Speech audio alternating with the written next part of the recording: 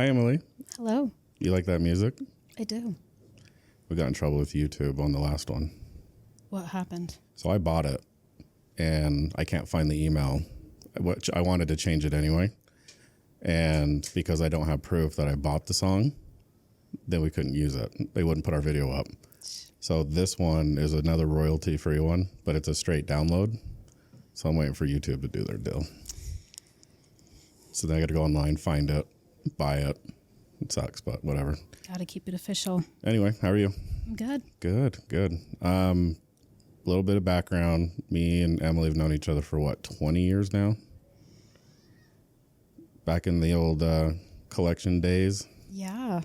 And then 18 years, yeah, probably. I think we're right out of high school, right? Mm-hmm. And then you met the ex-husband. Husband number one. Number one. We're going to talk about number two. And then thereafter. But anyway, we've known each other for a while. We kind of reconnected recently. Been having really in-depth conversations about relationships and everything else. So this is kind of where we're going with this. But through you and I reconnecting and you telling me like some of the shit you went through, you have a good story to tell. So that's where we're going to start. Husband number two is where we're going to start first. And this is your introduction into dating and marrying a narcissist. So you and I kind of talked before. I've never looked up what a narcissist is. I've actually kind of been scared to because I might have those traits. And after reading it, I'm like, oh, damn. I don't think I am, though. But I could be wrong. Anyway, you married one. So what I'm going to have you do, just read the definition of what a narcissist is and then jump right in and just start telling me your story. Okay. So the definition of a narcissist or narcissistic personality disorder is a mental health condition in which people have an unreasonably high sense of their own importance. They need and seek too much attention and want people to admire them. People with this disorder may lack the ability to understand or care about the feelings of others. Okay. Just for the record, I do care about if I say or do something to hurt other people's feelings, it's never my intent. And I never want to be worshipped. So I think I'm okay. I think everyone has maybe one or two traits of a narcissist. But when you have all traits of a narcissist, like that's where. So where did you meet the ex-husband, and at what point during let's say the dating phase where you kind of were like, okay, something's not right, or were you just completely blindsided? So I met my ex through family. So he was actually friends through family acquaintances, and knowing his traits, it did not become apparent to me until way later, years into the relationship. In fact, it was brought up to me while ending the relationship, like, this person is a narcissist. They have all of these narcissistic traits. It's just weird because I feel like that person telling you that, like, you feel like you just won the Special Olympics and crossed the finish line, which is your divorce. And you're like, now you just tell me that? Yeah. And I honestly didn't really know what a narcissist was. I think it's a very general term that people use nowadays. Mm-hmm. So when I would hear that, I just thought, well, that's just what you think. Right. That's just a very generic term. Right. And it wasn't until I was really pretty deep into that feeling of this is not going to work. I was actually in a work meeting. We had our employee health come and do a employee health PowerPoint presentation training for us on empathy.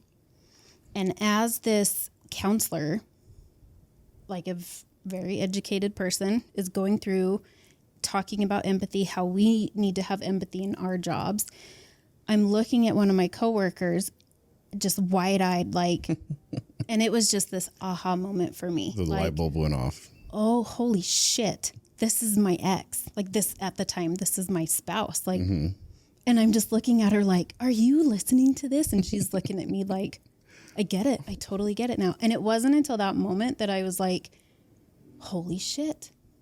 Like this person lacks all empathy. Like when I remember having problems and it was just like stonewalled. Like there was not a care in the world. I feel like,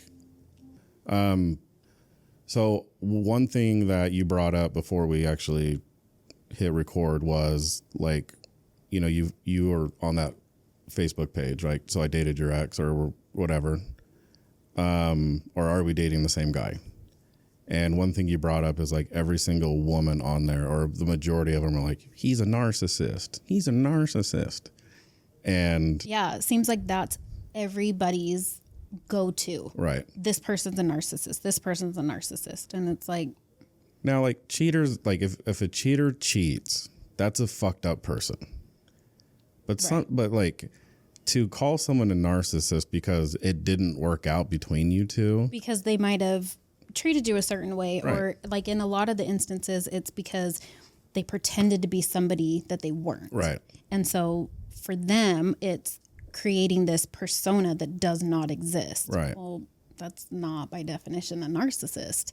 That's something completely, that's like borderline personality disorder. Right. That's something completely different. So I think, and I couldn't even put the percentages on it, but maybe some of these women needed to take a look in the mirror because either maybe they're narcissist or maybe they're just so batshit crazy that the guy's like, fuck this, and they leave because nothing is ever their fault. Yeah.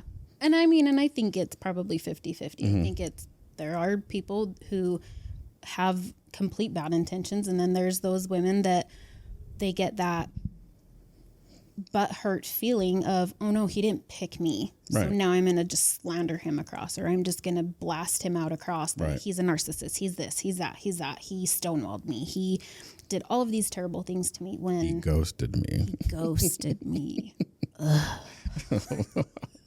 We won't even go there yet. That could be another episode. Yeah. Back to like, so you met him through family. Right. And then what did he do to like, I hate using the word courting because it's such an old word. What did he do to like razzle dazzle you to get him to go, or like for him to date you? And so what was interesting with him was I knew some of his personality characteristics that from day one to the end, I mean, my family, other people, friends, his family, his friends have hated, which is that arrogance. He had an arrogance that, and a sarcasm to him that was. But it's a mean sarcasm. It's a mean sarcasm, yeah. Exactly. Like yeah. You can have sarcasm with like your friends where, right. you know, you're just shooting the shit, you're busting each other's balls with it. But this was a different type of sarcasm and different type of arrogance. It was the type that was meant to put you down, to make you feel that big. And to him, it was hilarious. And it was, he'd laugh it off, but he also would use drinking to kind of mask and protect him, and would use that as an excuse of, oh, you can't take a joke. You're too sensitive. Do you think the drinking magnifies the narcissist? Absolutely. Okay. So absolutely. It's like on steroids at that point. Absolutely. The one thing is with narcissists that I've noticed with this person specifically is when he wanted to woo me, when he wanted to court me, he was perfect. He was the perfect boyfriend. He was the perfect person. He was nice to my son. He was nice to my family. He would want to like, hey, we should go do this with your family. We should go do this. He would take me out on dates and be just this perfect person. Well, what was the motive behind it? Because you know, at like hindsight's 20/20. Right. So you look back on it and like those times he was perfect. there had to be another motive for him, because it sounds like narcissists just don't do things to please other people. They don't unless they're getting something out of it. So what would be like something he would get out of like going to like your family, like a family dinner on your side? So for him, he was pleasing me. And for me, that was backing him up to my family, because he knew my family knew the type of person that he was. Right. He knew they knew his history. And so for me to tell them, you don't know him. Right. I know him. Right. I've seen him. I understand why so I started defending him.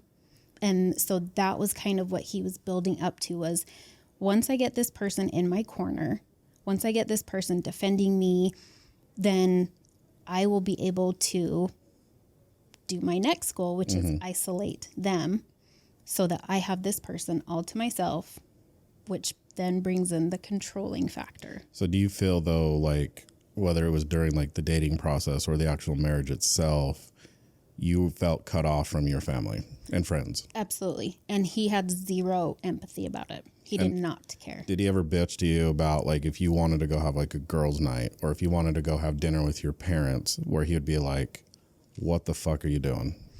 Not in the beginning. And it was kind of more towards when I had been isolated out from them, because there ended up being like a huge family fight to where I didn't speak to my family for almost 2 years. Wow. Because I took his side in something. And even though my family was like, this person is not good. Like, you don't see, you have these blinders on that makes you think one thing about this person, but Emily, you really know who this person is. Like, don't let it fool you. And for me, I'm blinded in love. And I think that this person is it for me. This person is the be all end all. And you just don't know him. And you just need to give him a chance.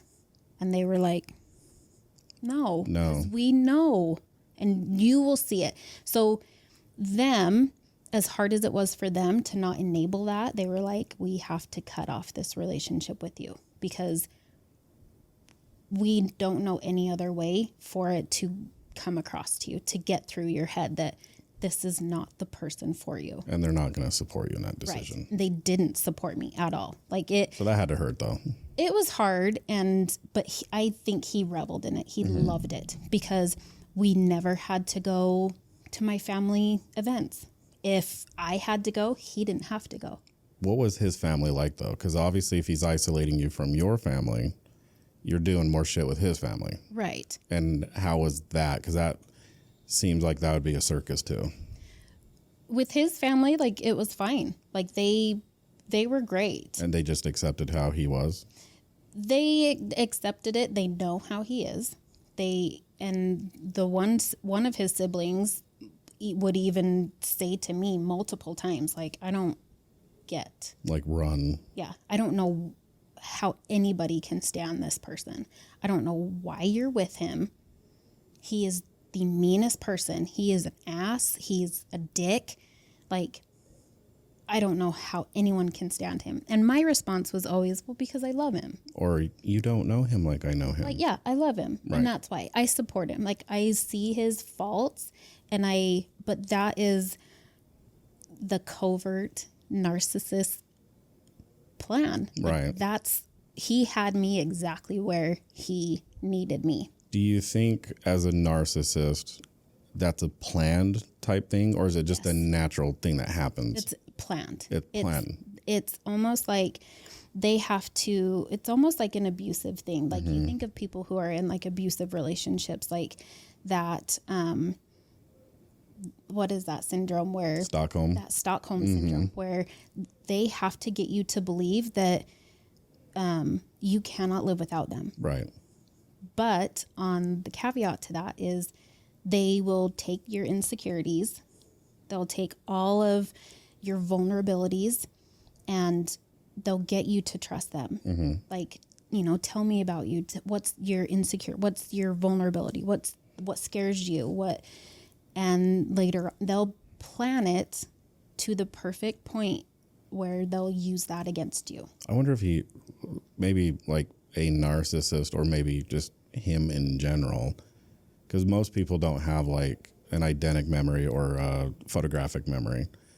I wonder if he writes this shit down in a journal, like creepy shit. You know what I mean? Like, on this day, I finally got what I wanted. I got her away from everyone. Yeah, she's all mine. I don't know. I think they're very cunning because, I mean, there's shit that came back in the divorce that I barely remember telling them, or it could have been something that I told them at the beginning of the relationship, and I was like, holy shit, you remember that? Right. In fact, there were things that I remember telling them. He had gotten it mixed up of who it was about, but he remembered the key details. He remembered something back from when we started dating, which was 9 years prior. Right. And it was just like, holy shit, no wonder why you treated that person so poorly. Right. And it wasn't even them. I remember, like, not off topic, but I remember a certain time with the next one we'll talk about where a certain someone, me, called you and said, watch out. I don't know him personally, but I've heard stories. And you're like, okay, everything's fine. And then it's like the family warning. It's so weird. You don't listen to it because you're so blinded. Right. And the only thing I can think I remember saying was like, you don't know. You're not here. You don't see what happens behind closed doors. Or you're making excuses for that person of, well, he did it because of this. I know why he did that. He was mad because, and then you start putting yourself into the equation and blaming yourself, even though it was something that they did, something that he messed up in. Well, he did that because I did this. Right. Which is, my ex-husband used to do that. Like when we would go through therapy and, for an example, something would happen, I would do something or say something. So hold on, you went to therapy for your marriage, right? Right. Okay. Let's not jump to number 2 yet. Okay. We're still on number 1 because I have a ton of questions to ask you. Okay. What did the therapist say, and how many ballpark figures sessions did you guys do? So it wasn't until like I had asked for a divorce. Like it had gotten to that point where I was like, when he started losing control. Yeah.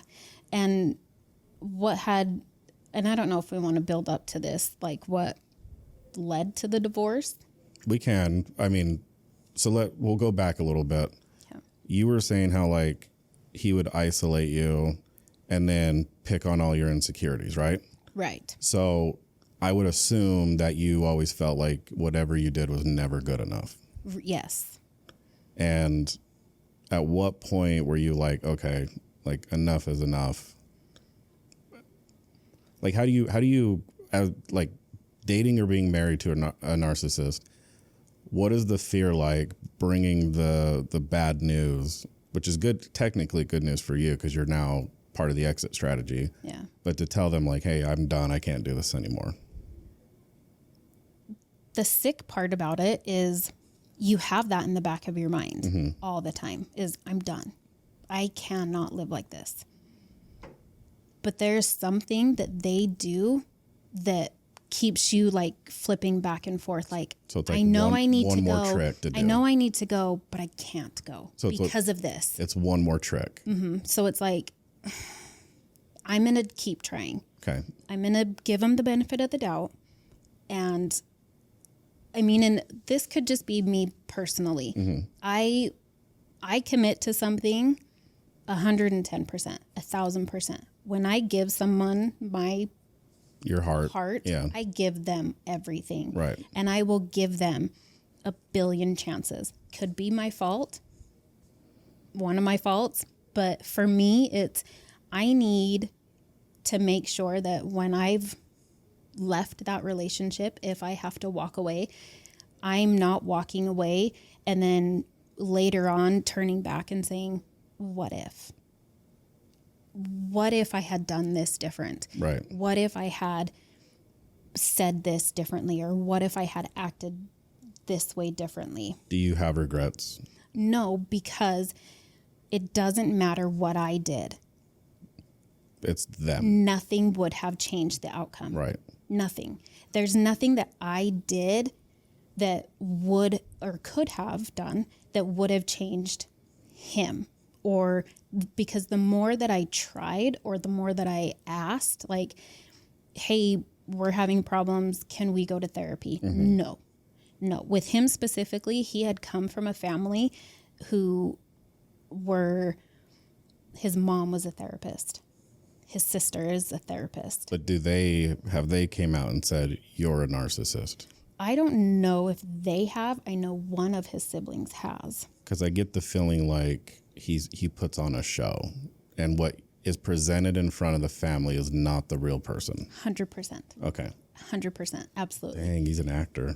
And so, I forgot what I was saying. No, like he puts on a front. Yeah, so he puts on this front. So anything that there's nothing different I could have done. So I could have been the perfect wife, Right. but it would have never met his expectations. And for me, it just kind of got to that point of, I had to realize that on my own. I had many people telling me, like, you know, you need to watch out for this, or do you not pay attention when he says this, or do you know when he's saying this, that this is what that is saying to you, or do you know that when he does this, that's a form of control. Right. Like, you're asking him to use your own money. Right. Like, That's a problem. yeah. And so there were just a lot of things that would be brought to my attention. But for me, it was like I had those blinders on, and I was just like, because I had to figure it out for myself, unfortunately. Well, I don't think there's a manuscript that you can read with every fucking scenario. Like, this is what he's saying, but this is what he really means. He says this is what, yeah, there was no manual of or instruction book of what I needed to do. But I had to figure it out for myself. And I can't pinpoint exactly what it was. I just had an aha moment. But was it during that seminar thing with your work? That's what kind of started it. Okay. That was like the holy shit. Okay. He has no empathy. I mean, and when it came to our kids, my kid, like, there was zero empathy. So did he treat your son like shit? I wouldn't say like shit, but noticeably different. So how old was your son when you guys started dating? Like 2.5. Oh, so he's like, oh man. So he went through it up until he was 10. Wow. So, I mean, we were together 9 years. Damn. And so I remember pulling into my parents' driveway with my son. My parents were out of town, and so we would go check on the house and bring in their mail and like water the garden and stuff. And I remember pulling into the driveway this one time, and unprovoked and for me, I was just operating on normal procedure. Like, I was just kind of going through day by day, doing whatever I needed to do, because when you're dealing with a narcissist, the whole thought process every day is, I need to do or not do anything I can to piss this person off, to make them angry. So for me, it was, I need to focus on the kids. I need to focus on the house. I need to focus on the yard. I need to make sure my work is done. I need to make sure that when he comes home, there is nothing for him to bitch and complain about. So were you doing like most of the work around the house plus working a full-time job? Yes. Plus. So what did he actually contribute? So for him, contributing, like, he worked, he went to work, he got up, he left the house. So that was his contribution. He left and went to work, but he was also going to school at the same time. Okay. So, as a therapist? No, I'm just kidding. No, he wouldn't be caught dead doing that. Well, he can't look himself in the mirror, I bet. And like, know who he really is. No. In fact, I asked him, like, I wanted to, because, like, I'm big on mental health. And I told him I wanted to go back to school because I, like, went for nursing. I wanted to go back and do counseling or therapy and go into, like, mental health counseling. Because, like, I had worked for a few physicians with Intermountain who were in mental health integration.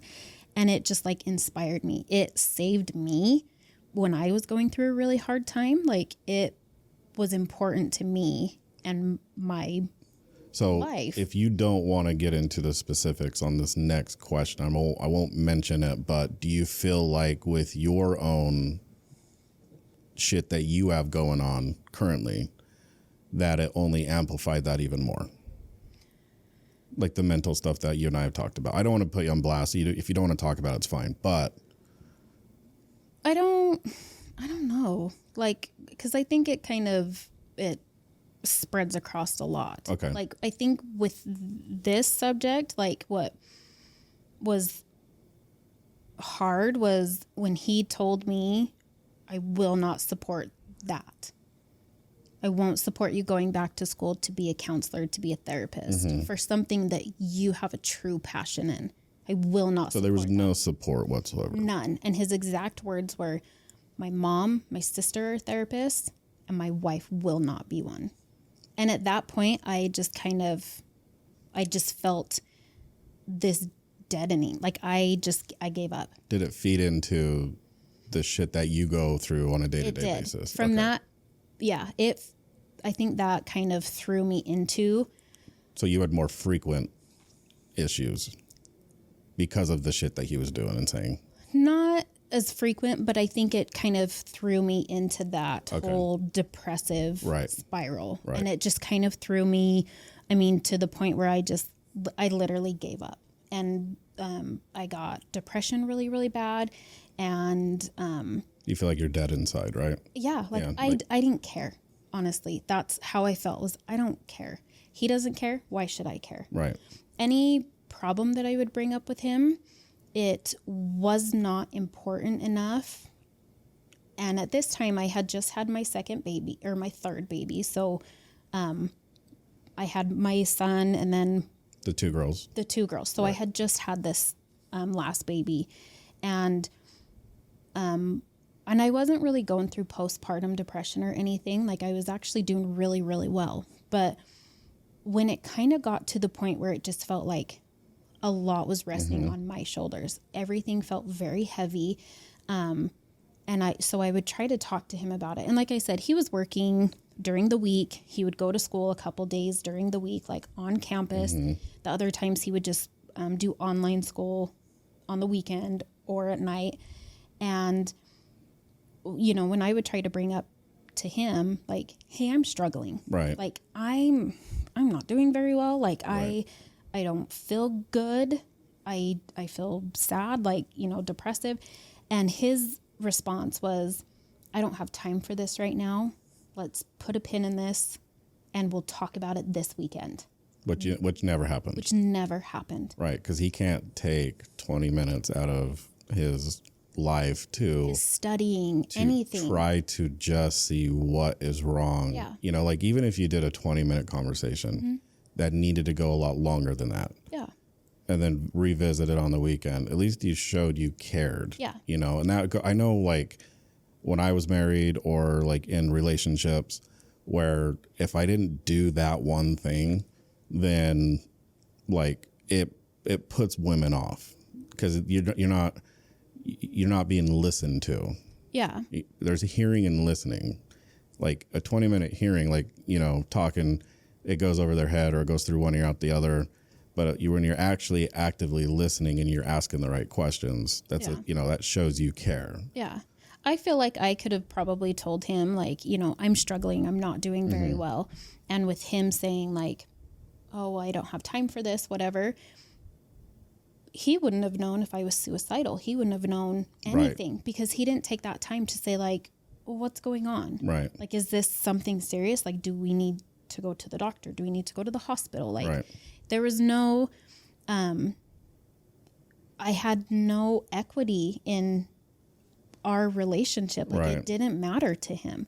And the more I got told that, the more I just kind of kept, like, it would feel like 2 steps back. Mm-hmm. And then things would be good. It'd be 1 step forward, you know? So I wasn't getting anywhere. If anything, I was just kind of digressing back. Right. And if we would have a fight or what would start out with a conversation about something, and if I said the wrong thing, it would always turn back to, you're just doing this to piss me off. You are just doing this because your whole goal in life is to make me miserable. And after being told that, Then exit stage left, dude. Like, what the fuck? Right? I get it. I get he's doing it to control. And now I'm starting to understand this. But, like, if you're truly not happy, dude, get the fuck out of here. And that's what I would ask. Like, do you really feel that way? Yeah, I do sometimes. Okay, well, do you really think that I would string this out 8, 9 years and have children with you? Right. If I, like, do you really think that terrible of me, that I'm that bad of a person, that I would, one, ruin my life Right. and have kids with someone that I can't stand, that I just want to make miserable? Like, Right. do you really, you must think great of me if that's what you think. But why would I put myself through that if I was only thinking about myself? See, that's so weird because you only doesn't get make so sense. many trips around the sun. You never know when your life's going to end. You may live till you're 98. You might die tomorrow. Right. Who knows? But, like, why would, I don't understand that. Like, you put forth all this effort. Like, you can't get those years Just back. to make someone miserable. Like, right. it doesn't And make it's like sense. you had 2 kids, so you're not getting the figure back. You know, like, you're way past the point of no return. And not only that, but it's not like I was getting much out of him. Right.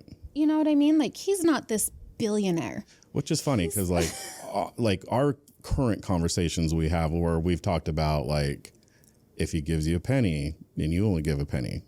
If he gives you, you know, like that transactional relationship thing that I was explaining to you. Can you imagine how do you think things would be different if you knew that back then? Absolutely. Because you could prepare yourself for whatever, right? Absolutely. Damn, I need to write a book. I really do need to write a book on that shit. So this is a 2-part question. They do go hand in hand. What was the worst thing he's ever done to you that just totally, like, either killed you emotionally and if hopefully there was no hitting going involved in that relationship. And if there was, I'm sorry, that dude's a piece of shit. Or the next one would be like, what was, like, the most, like, the best thing he's ever done where you actually thought, like, I'm going to be in this forever on a good feeling, not a bad feeling.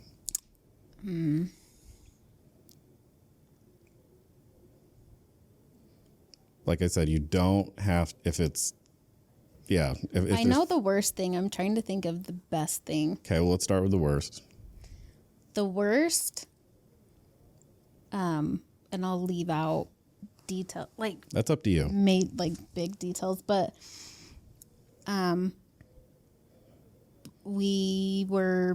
it was after like a family barbecue evening. His or yours? It was at our house. Okay. And we had some people over. Some people had stayed, and so we had been drinking. And we were playing a game. And one thing about him is he is very competitive, like to the point we could not even play Monopoly together. Well, based on the description, that makes a lot of sense because they have to win at everything. Yes. At all costs. Yes. Even just me, in fact, I won him one night and Beat him, you mean? I beat him one night. I won him. I won him. I beat him one night and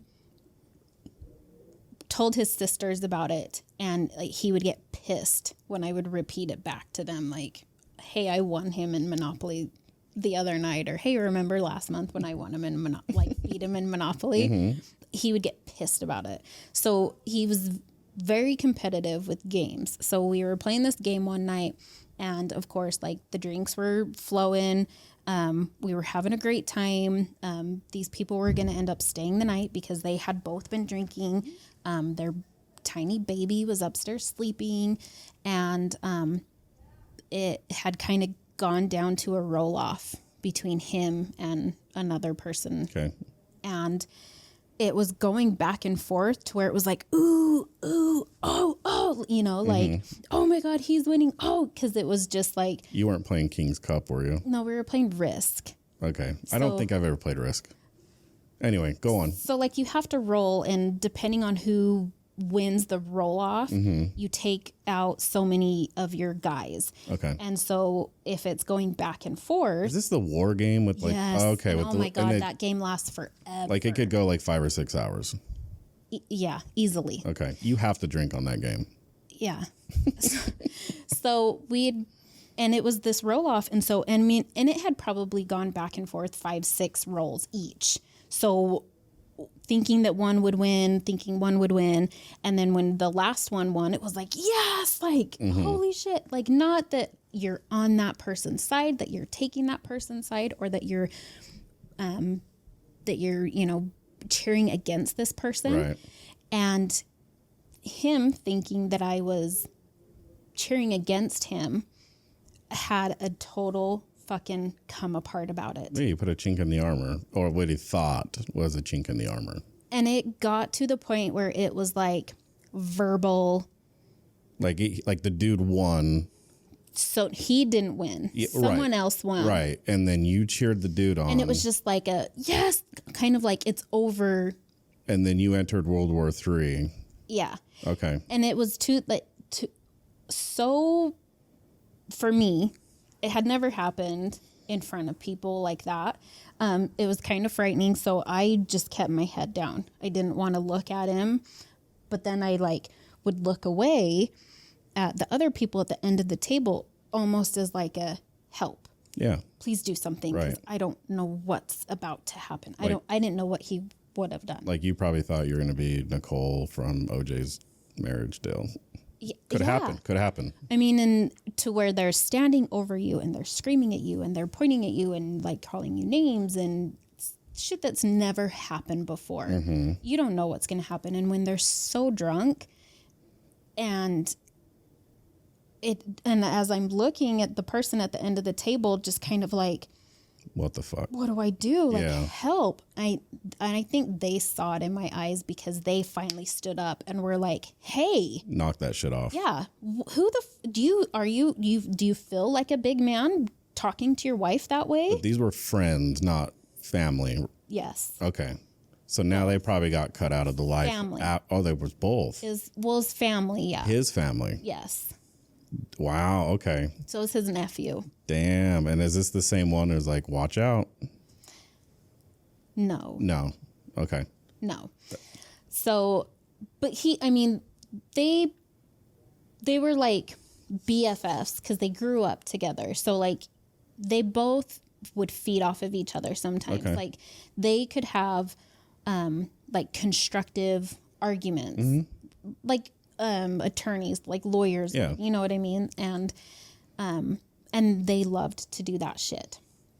Me, no, not so much. But so his nephew kind of took the reins and was just like, what the fuck are you doing? That's your wife. Like, you don't talk to your wife like that. Like, you think you're a big man? So then he got up in his face and started like talking to him and was like, how do you fucking like it? Like totally came to my defense. Right.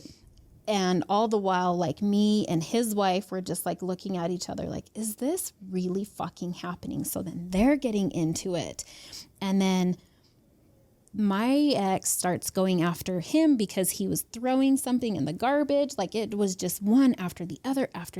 And then he Did they fight though? Not like fist fight, but they were just like just verbal arguing with each other.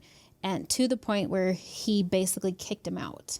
What? So the family, The nephew got kicked out. His wife and their 3-month-old So baby. he threw him out after drinking probably all day and all night. And was like, and so the nephew was like, are you serious? You're throwing me and my wife and our newborn baby out in the winter. You're going to make us take an Uber home because neither one of us can drive. You're literally going to make us do that. What a bitch. He's like, no, don't care. Bye. See you. What a bitch. So me in this, like, trying to keep the peace, he goes upstairs. His nephew and the wife and the baby leave, literally take an Uber home.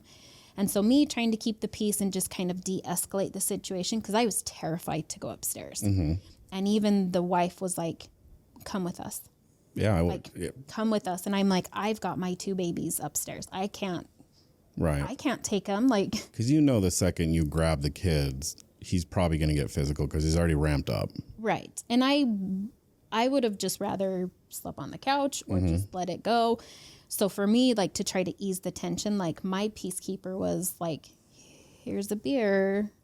Let's get more fucked up. Like, here's, like, my peace offering to chill the fuck out, and then just, like, carefully get into bed and just not touch or look at each other. Oh, I know. I've done that before. So the next day, he has 0 recollection. So he was belligerent then. Bad. Has 0 recollection of it.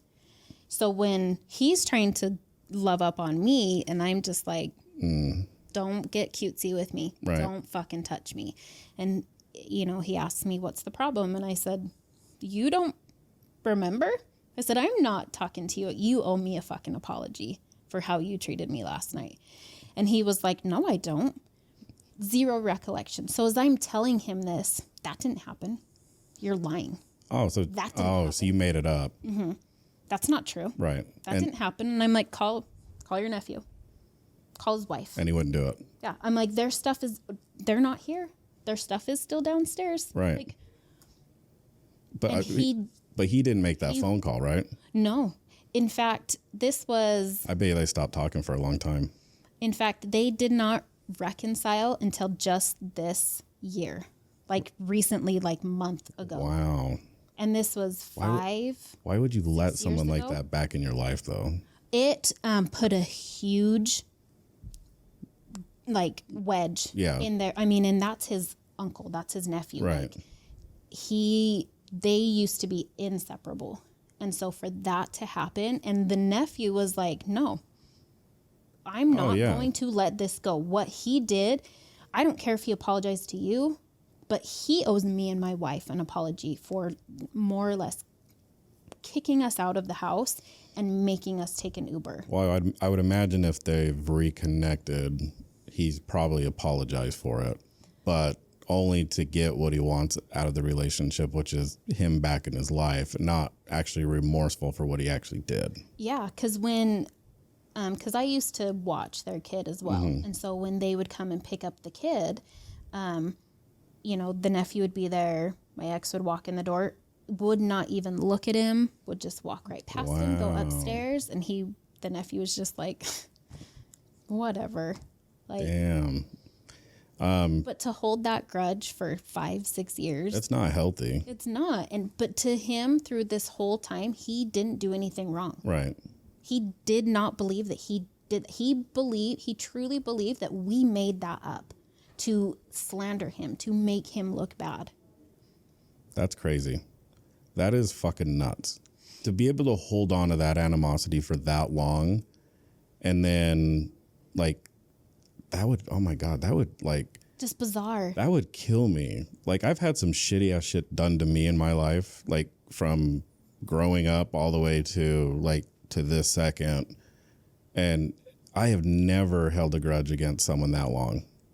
Like, I won't, like, for me, like, I'll control it. Like, I'm like, okay, I don't want that person in my life. I'm not going to talk to this person. Yeah. But I'm not, like, hating on them. Like, you know, that's just, oh my God, that's crazy. Yeah. Like, you did me wrong. Okay, that's fine. If you're not going to own up to it, then I just choose to not keep you in my life. I'm not going to waste my energy. Exactly. On bullshit. Yeah. On dwelling on it for however long. And I can guarantee you that throughout that and all those years, my ex did not care. So he probably didn't even think there was a problem between them. He probably thinks the divorce is your problem, like your fault. Mm-hmm. What a fucking idiot. And what's funny is his family, many, many times would ask me, like, how can you stand this person? How do you stay with this person? And it's like, well, I love this person. You should have fucking Lorena Bobbitt it. Just fucking toss that shit out the window. Well, and even his mother was even like, and I had asked her, like, how does the one sibling who's got many kids, like, how does she do this? How does she do this with, all of her kids? Her husband is away at work, or she's at work, or stays home. But is the husband a narcissist too? Not the siblings, no. And the mom was just literally like, she just very matter of factly just turned and looked at me and just said, "You gotta fucking run." No, she just more or less just said, well, I'll tell you. He's adopted. When the husband of the spout walks in the door, he literally says, "I'm here now. Go take your time out." Yeah. And I've got this. Yeah, it's a teamwork thing. She has a lot of help from her husband as soon as he walks in the door. And I'm just sitting there thinking, interesting. Like, that would be nice. Like, mine comes right in the door.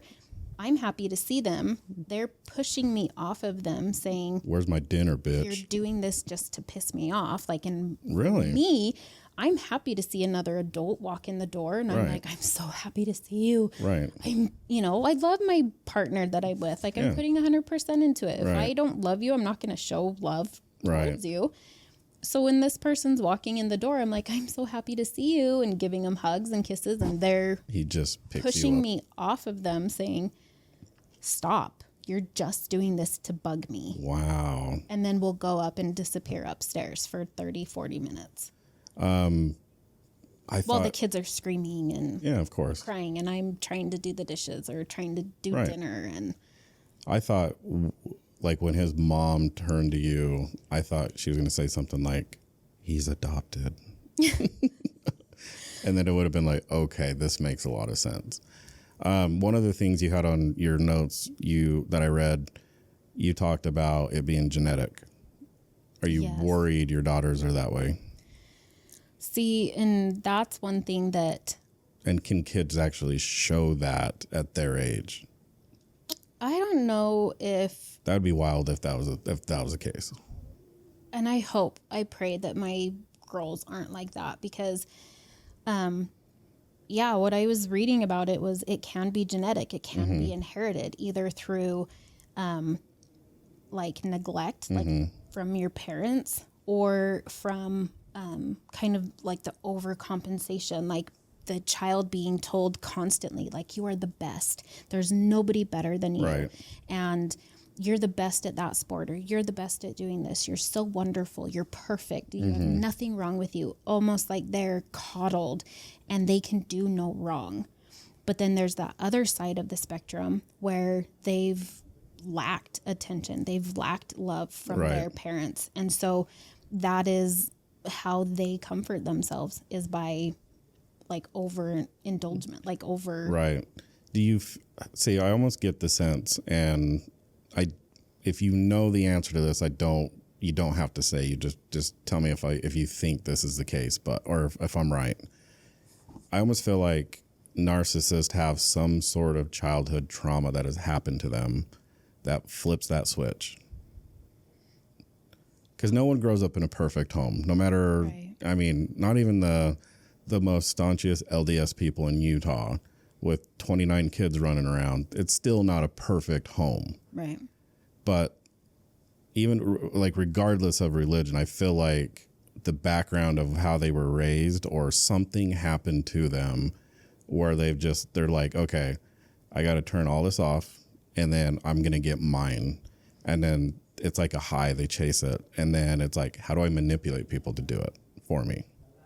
I can see that, yeah. But I don't know, like I said, if you know something, you don't have to say, because that's some really deep shit. But just knowing his background, I can see how it came up in him. Okay. So absolutely. Okay, so you can track it. So there's probably a good chance that your daughters aren't that way, but he's also the father of them and could be teaching them that same habits. Which is that fear that I have. Like, I feel bad for them because I'll hear how he talks to them. Even when I'm just there in person, I'll hear how he talks to them. And I'll hear the things that they'll say to me. Granted, I mean, I take it with a grain of salt because they're But do you little correct? kids. But do you correct it though? It depends on what it is. Right. So if it's like there's things that we've figured out that are clearly where they're playing both sides. But then there's other things that I'll hear them say that I'm like, whoa. And then I know where that came from because it's been said to me before. I've heard it. But then do you like say, like, hey, knock your shit off? To them or to him? To them. You could tell him till you're blue in the face. He's never going to change. Yeah. It's a lost cause. Right. But for your daughters, though, as they're growing up and they're in that developmental stage.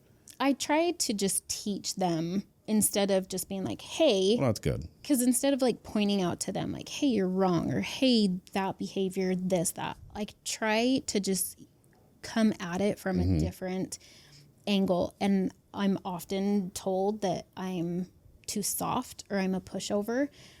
But by him, though, right? Not by other people. By other people, probably by him. He doesn't ever say. I keep it very basic, very high key with him, of just like very factual with him. Like, this is what's needed for the girls. I don't put any emotion. I don't put any friendly banter into it with him because it doesn't help and it will get used against me later on. Well, I've learned that. Unfortunately, you're stuck with him for the rest of your life. Yeah. No matter how you cut it. So you just make the best of the situation. Yeah. But I get told that I'm a softy, that I'm a pushover, and I might be, but I know that he is on this end. And so for me to be on way over here on this end with them, you're trying to pull them in the middle. Trying to meet in the middle somewhere with them, because they'll come to my house and it's almost like they're just exhausted. They're exhausted from almost like putting on this perfect persona for him.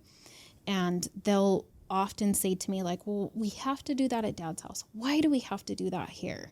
And it's like, well, there are things that you do have to do at his house and also do at my house. But I'm also not going to be as strict and rigid because one, I don't have those same feelings. I don't have those same beliefs, and I'm not gonna.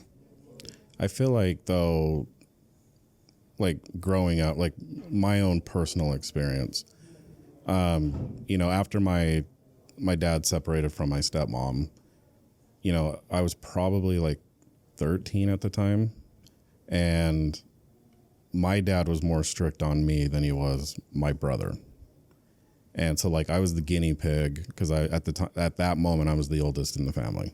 So I was the guinea pig, and he pushed me really, really hard and was really strict on me. And, I did stupid shit in high school, drank, went to a party, we were all drinking, cops got called. Cops didn't want to write tickets to everyone, so they thought, let's call your parents, which is probably even worse. Yeah. But like my brother got a really more watered down version of the rules and the regulations. And I've seen where like parents are too hard on their kids and they go into that rebellion mode. Yes. And then I've seen where they're too soft and they're just so fucking wild. Yeah. And they take advantage like of everything. the huge difference between my brother and I is he's wild and I'm more stable, but my brother, he also has bipolar and everything and struggles with all of his shit daily. But at the same time, it's like, had my dad just been the same way to him, is the outcome different, Yeah. And so it's interesting, though, you bring up the, opposite sides. But like, as your girls are growing older, hopefully they're like, I like to call it the hamster running on the wheel. They get their aha moment. Yeah. And they see how they get treated by their dad. And then how you treat them. And I would imagine your kids would rather stay with you than with him, right? Well, what's interesting is they see the trends too. Okay, so they're already picking up on it. Yeah, because they'll point it out to me, and in my mind, I'm like, oh, I know, because I've experienced it. I see it. Just wait till you're older. We're gonna go in depth about this. Yeah, and it can be something as simple as like he's got a new girlfriend, or if he's broken up with a girlfriend. And it's the same trend that he went through with me. It's this whole impressing the person in the beginning, and that is their sole focus, is just that new shiny toy that they have. Right. And everything else can go the wayside. So all of the time that they spent previously of Disneyland dad, of impressing the kids, and I'm showing everybody how great and fantastic of a dad I am, that dies down when there's no one to impress anymore. Right. And it's not there anymore. So the kids get used to being treated this certain way and being spoiled, and then they get let down. And then they get let down because all of a sudden dad's acting different. Right. So does he still try and talk to you the same way like when you were married? Like, I know you said it doesn't affect you, but do you still feel he tries to manipulate you at like every turn? Yes. So I've gotten better at it, but for the first few years after our divorce, I was still in that fight or flight mode. Well, I think you had Stockholm syndrome. You were so used to that being the norm, and then obviously at some point you put your foot down. It was to the point where like I had to work myself up just to have a conversation with him. When I knew I would have to go see him in person, for the first part of our divorce, like we had like the daycare and the child switch worked out to where we didn't really have to ever see each other face to face. Right. We did it through daycare. So he would drop off, I would pick up, and it worked great. But those times that I would have to see him face to face, I would build up the anxiety so bad in me that, I mean, I would like physically be shaking. Yeah, you're like bracing for impact because you're thinking the worst, hoping for the best. Yeah. So my coping mechanism for that was I'll just have a couple drinks before I have to see him to calm my nerves down. See, I would have done cocaine.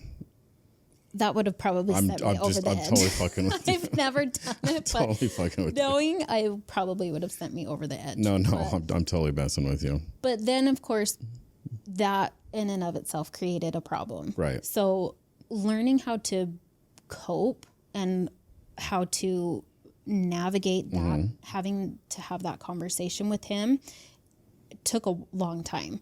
It basically came to where like therapy helped, going to counseling about it. And the biggest, by yourself though, right? Not with him. Right. By myself. We only did counseling, like marriage counseling. And I told him the only reason why I would do marriage counseling with him was for the co-parenting.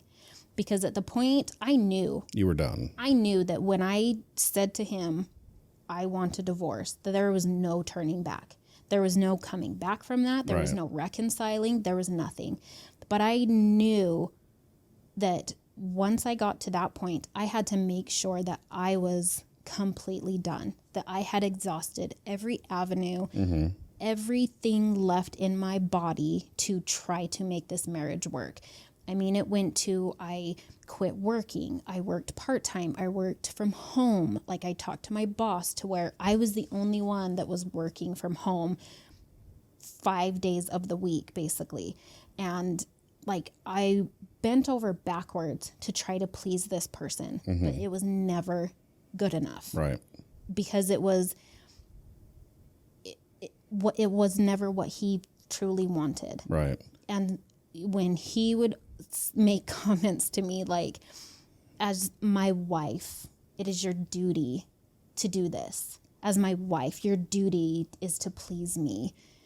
When I started hearing shit like that, it was like, right. No. So that's good because, yeah, I mean. So things started to kind of click. It took a while, but things started to click. And the more that I started to kind of, when they would happen, I would recognize it and be like, oh, that's.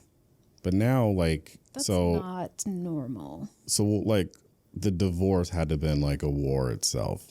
So, because it sounds like a narcissist is a really petty fucking person. absolutely. So, and here's the thing was I completely underestimated him.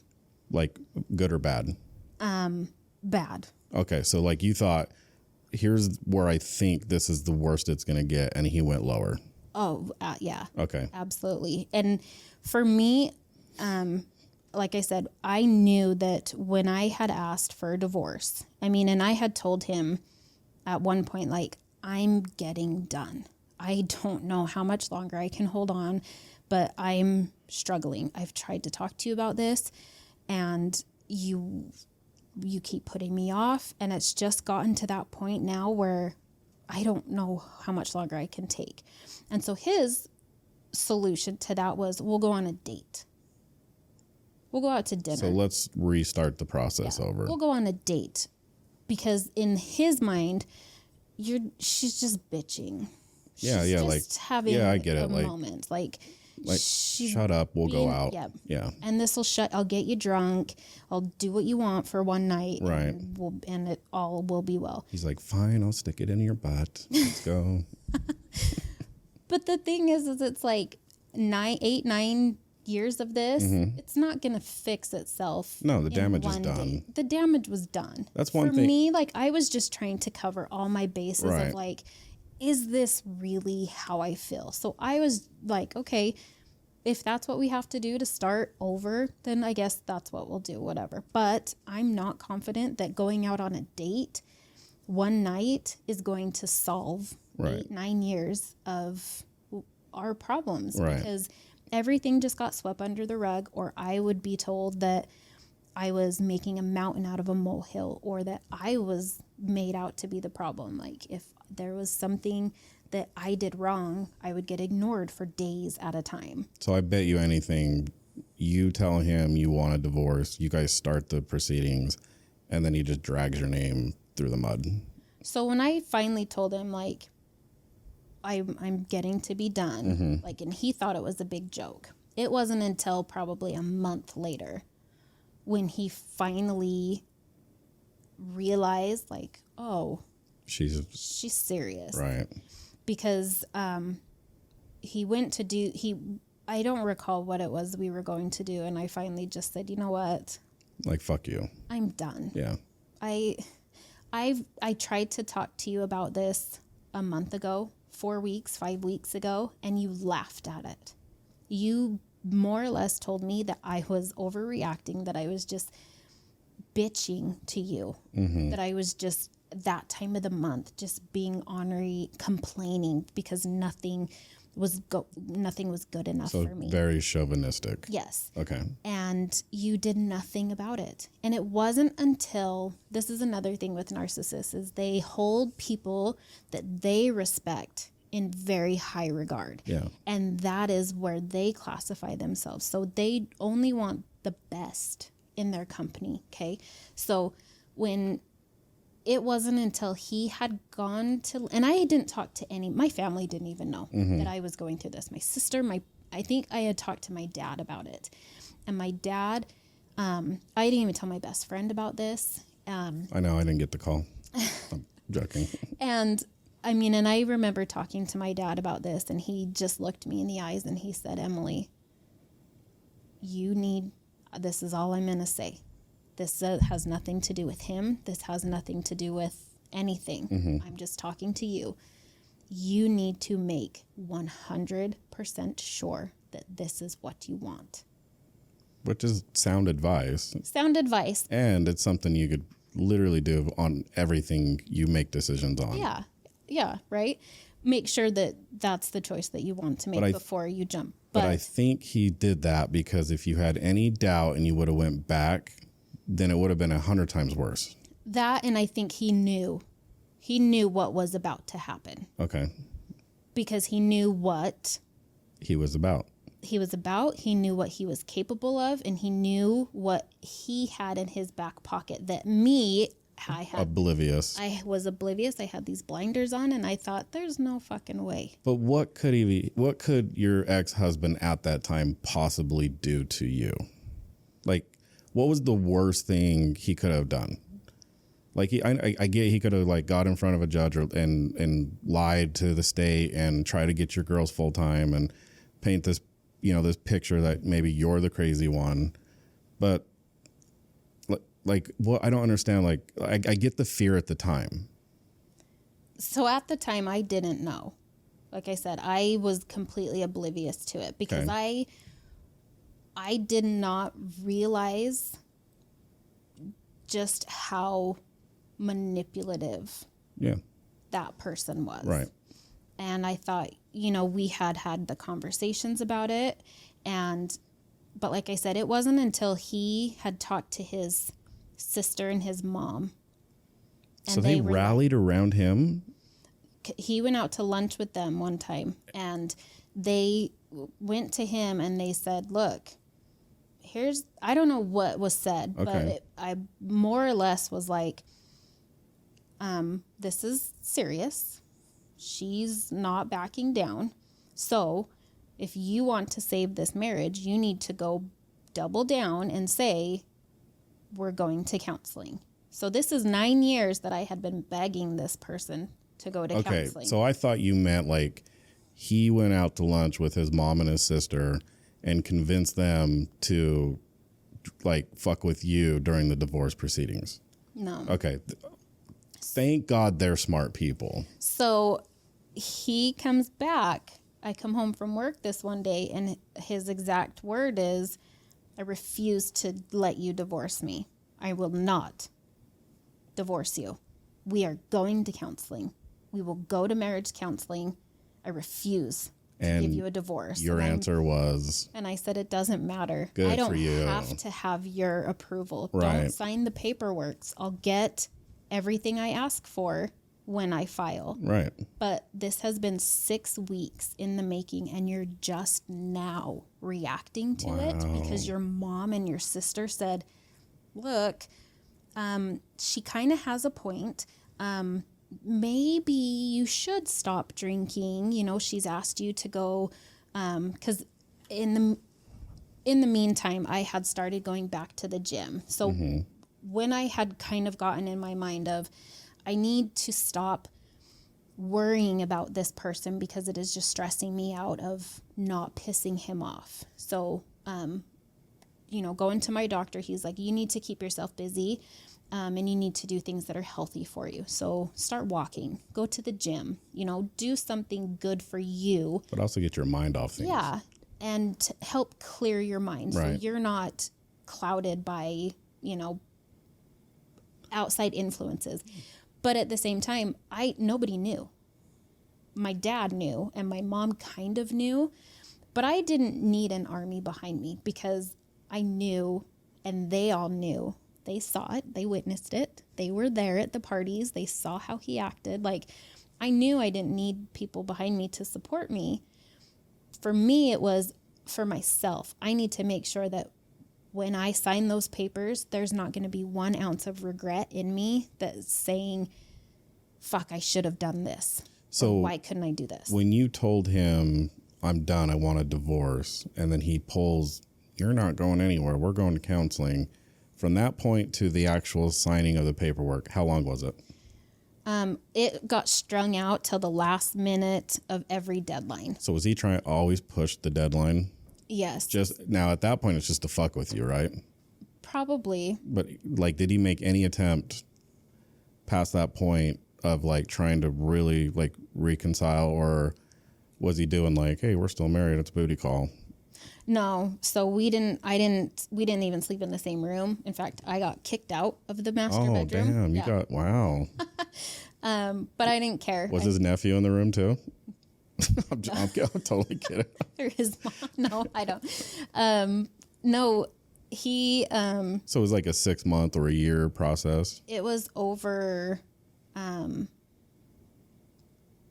yeah, because it kind of started in January was when I started like, hey, I really need to like clear my mind on this. Right. January was about when like I started getting healthier and going to the gym and eating better. And our divorce was final in mid-September. Like we had gone to mediation. So 9 months. We'd gone to mediation in August. he was served in June. In fact, he was served on our wedding anniversary. Was that planned? No. Oh, man, that's But karma. when they showed up That's at the karma. door, I was like, fuck. You just made it worse. And I just said, hold on. And I just walked in the kitchen and I'm like, someone's at the door for you. And he's like, who is it? And I'm like, I don't know, but because he had to be served. Right. So I couldn't like go give him the Right. paper. It was so awkward. And I just sat downstairs and I was just like, fuck, that couldn't have. Did he say anything to you? Nope. Not a damn Took it, thing? Walked upstairs, put it in the safe. Wow. And So you carried were, on his so night. during this whole thing, you were still living together. Yes. So that's when the whole shit show like started. So when I told him, because we would have conversations every night before bed, like, hey, this is, this was my problem. This is an issue. Why did this happen? Why couldn't we fix this? Blah, blah, blah. And one issue that I had always had with him that I never gotten an answer to was when we first started dating. I was living with him and I don't recall after how long, maybe 6 months, maybe a year after, but sex just stopped. Absolutely just stopped one day. Because he probably thought he pulled his magic trick on you and you weren't going anywhere. No, I thought he was having an affair. Or that he's gay. I don't ever remember thinking he was gay. I literally thought he was having an affair with his coworker. In fact, I've You still feel that way? No, I've seen things Okay. which have me convinced he did. Okay. Pictures, emails. Wow. Like dirty talk emails. Or borderline. Yeah, just inappropriate emails for someone that he fired from she worked with him. Oh, He fired. okay. I would go to his work and she would be there. After being fired. Yes. What the hell? Right. Okay. Just very inappropriate. And so, like I said, her sending him pictures of her. I don't send pictures of me to you. No, I would laugh if you did. Right. And I was like, I would tell you, I think you meant to send this to someone else. Right. Out of respect, I'm going to delete this. Right. And we're going to move on. Was this on purpose? Because no. Now, I might joke with you a million times till like the day you die that you did it. Right. But I would never yeah. That's just, anyway. And she was engaged or dating someone at the time. She knew that we were together. I mean, it was just a very. I wonder if like he worked his voodoo magic on her and she was like dead on Stockholm and she kept chasing him. Kind of that Pepe Le Pew shit I keep telling you about. Yeah. And like she couldn't get him. Well, and I think they had a thing going before I came into the picture. Right. Because I saw a picture of her, couple pictures of her in his phone. And of course, his response was, it's for her contact picture. You don't. If you're gonna lie about it, at least come up with a better lie. Yeah. What a fucking idiot. For her contact picture. All right, so 9 months. So fast forward, okay, so we'd been, and this had probably gone on a year, okay? And I would ask him all the time, and I would initiate it all the time. Like like they say in Big Bang Theory, I'm a big 05. Like I'll initiate it like when I'm in the mood. Absolutely. It's go time. It's go time. And he was never in the mood. It wasn't, nope. He's like, you're just a baby maker. I have a headache. I have a headache. Wow, he pulled that? Yeah. Like I'm not in the mood. I'm too stressed. Or it was always, I'm too stressed. He should have just said, I'm on my period. And I would just be like, all right. Like I'd jump in the shower with him and like try to initiate it in the shower. And he would jump out immediately. Wow. And so fast forward 8-9 years, down the road, come to find out it was because I had gained weight. Gaining weight. Okay, so I get like you put on weight, okay? Right. This wasn't like I had put on like 50, 60, 80 pounds like when you have a baby. Yeah, this wasn't like your 700-pound life. No, this was like 10, 15 pounds. So I relate to that because that was an issue in my marriage. So when like my ex-wife told me that, like that crushed me. Because like one thing, like especially because you're in your new relationship, I was stressed to you is just fuck each other. Like, I'm not saying that fixes everything, but that's always like the key to when a relationship starts to die is you stop being intimate with each other. Right. And so, like, when that happened in my deal, and then she comes out and she's like, well, I'm not attracted to you anymore because you put on weight. That fucking killed me. Oh, that fucks with your head. Oh, my God. Bad. So for me, when I heard that and looking back at pictures during that time, I mean, I was very thin when we started dating, like 130. So I'd maybe put on like 15 pounds, 145, 150. You put the relationship cushion on. It's not that big of a deal, though. So did he. Right. Like, he wasn't skin and bones either. I was skinnier then than I am now. But like, I think you showed me a picture of him before, and like, I'm glad you went through this. At one point you loved him, but like, as a man, like, I can look at another guy and say like, okay, I can see why he like gets women. He is an attractive guy. Yeah. And I mean that in the most no homo way ever. Not that there's anything wrong with that anyway, but the pictures you sent me, I'm like, I don't get it. I don't, like, literally, I'm like really? Yeah. And so to say that to someone. Yeah, but because I put on 10, 15 pounds, he thought that I was trapping him. But then I was blaming him for his cooking. And I'm like, this is a classic thing that happens when you get in a relationship, because you get happy, you get comfortable with that person.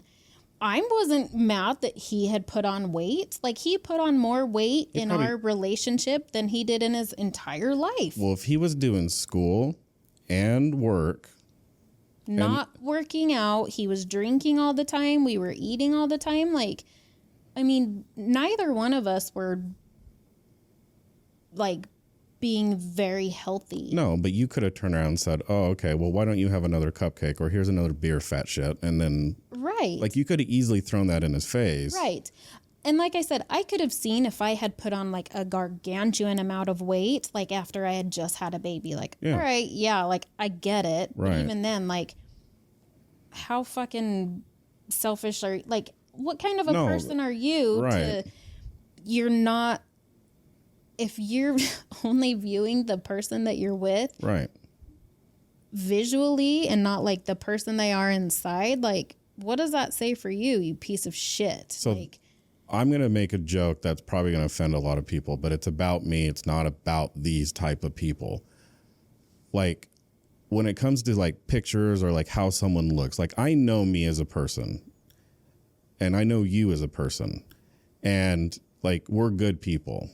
I don't fuck with people or anything like that. But I also know, like, if I'm taking pictures for like online dating, they probably look at mine and they're like, wow, he probably has a touch of Down syndrome. I own that because I can't take good pictures, but like, I own that. But to degrade someone like he did, and I bet you anything right now, he probably weighs even more than what he did when you guys were married or going through that relationship. Not now, but towards the end, though? Yeah, like towards the end, yeah. Like, he had put on a ton of weight. He didn't start getting fit until we were going through our divorce. But see, here's the shitty part, because so it seems like narcissists are pattern-driven people. Mm-hmm. And for whatever reason, I can pick up on people's patterns like crazy. So he probably got the divorce, went back to the gym to start this, like, level of chaos with someone else. But he hasn't been able to hold a relationship, right? Right. Have you caught him on are you sleeping with my ex or whatever? No, but that would be awesome. No, but I'm waiting for it. I do have a funny story about that, though. But the hard thing about hearing that when we were going through the divorce was thinking back, going through that at the time. That fucked me up. Oh, yeah. Because my mind was spiraling. Like, I had dealt with people with previous exes cheating on me, finding out about it, walking in on them. Like, I had dealt with that, but just that unknown, and at the time not having the proof at the time, it was just all the speculation of why, like, we live together. Right. We're with each other every night. Like, we spend time together. Like, he tells me he loves me. But obviously he's not capable of that though. Yeah, like what the fuck is going on? Like what is wrong with me? And Right. like, you know, I would talk to my best friend and I would be like, is like, you would tell me, is something going on? And or is there something with my appearance Right. or something? And she's like, no, I don't. That's the only plausible thing that I could think of. But it sounds like it was a calculated comment to control you even more. Yeah. And so telling him this, like when he finally gives me the revelation of why he wouldn't sleep with me for a year, like it just fueled my divorce fuel even more. Yeah. Like, and I just thought, you are a terrible fucking person. Like, do you have any idea what I put myself through that whole year when you treated me that way? I was convinced this. I thought this. I thought this. And he's just looking at me just like, right. Like, how could you? How could you think that I was doing that? I remember feeling the exact same way. As soon as that comment got dropped to me, I felt like a little part of me died inside. Yeah. And looking back on it now, when I made the decision where I told my ex-wife I didn't want to do this anymore, and mind you, I probably went through like a year of just stupid shit. And like it fueled me to, like, I knew right then and there when she made that comment that we're done. Yep. It's just inevitable. Yep. And then you just, like you said, in your mind, you're like, oh, well, this will get better. If I do this, this will get better. And it never happened. Yeah. At that point, I was just like, okay. You know, I was on the fence at that time. And just hearing that, I was just like, yeah, you've just pushed me over. I'm done. Did you Bridget Jones and eat ice cream that night? I'm totally fucking with you. No, I've never seen Bridget Jones, so I don't know. Bridget Jones Diary. I've never seen. But I remember just looking at him and just saying, like, you knew my biggest insecurity.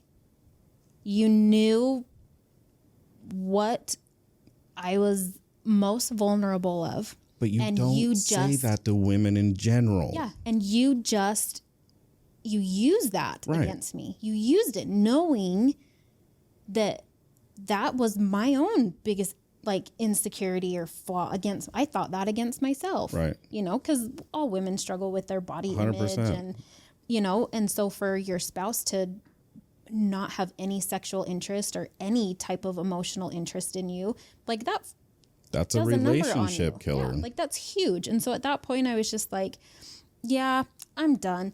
So here's the thing. I'm not going to make a martyr out of you. I'm not going to make a big spectacle of this. I'm going to file online. I don't feel like we need to bring lawyers into this. I'm going to be very fair with this. I want what I brought into this marriage, everything that's my son's, I'm going to take back. And whatever by law I'm entitled to, you're entitled to, whether that's my stuff, your stuff, we split it all. But our debt, we split it. Like the home you live in now is not the home you guys shared, was it? No. Okay. No. And I said, so I'm going to file that we sell the home, we split the equity, and 50-50. 50-50. Yep. Childcare, 50-50. And that's it. And he couldn't agree to that. And he was just like, do whatever you have to do. Whatever. I know for a fact he didn't agree to that. So in his mind, at least. No. So I file online. I kept to my word, 50-50 everything. I didn't ask for one unreasonable thing. I could have. I didn't ask for alimony. I could have proven that I put 50% into everything from the time we started dating and lived in his condo, or any expenses put on the home, anything. I could have proved all of that. But for me, I was just like, you know what? I just want a divorce. You just got to get out. Want out of this. Right. The money didn't mean anything to me at that point. It really doesn't.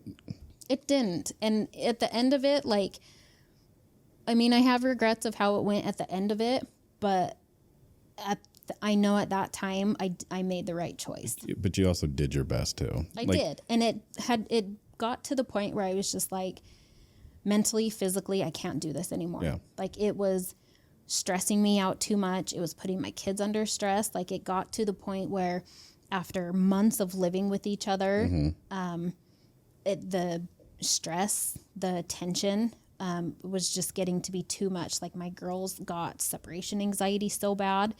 But when he responded to my filing, to my petition, it was a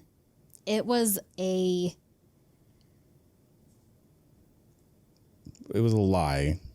No, it was. Like, just say it. Fuck it. Who cares? Just say it. I'm trying to think of the best way to word it. It was a realization of what was, one, most important to him. Mm-hmm. A realization that I didn't know this person the way I thought I knew this person. So you were shocked. Oh, I was like completely shell shocked when I opened it up and read it. So what did he portray though? Like, what did he go after? Obviously, he wanted the money. He wanted 100% everything. I would literally walk away. I would literally walk away with my son's things and the car that I had. And the clothes. And my clothes. And he took everything else. And so the house, the custody, I would get no child support. Nothing. No equity, alimony, nothing. So fast forward to today, did you get 50-50 of everything? Or did you settle? Fast forward to the divorce, it was everything I petitioned for. You ended up getting. That's what we ended up settling on. So my original. The original offer. Yeah. Give or take like one or two things. Did you guys eventually hire attorneys? I had to once he, because he hired an attorney. Right. So then I had to go hire one. Right.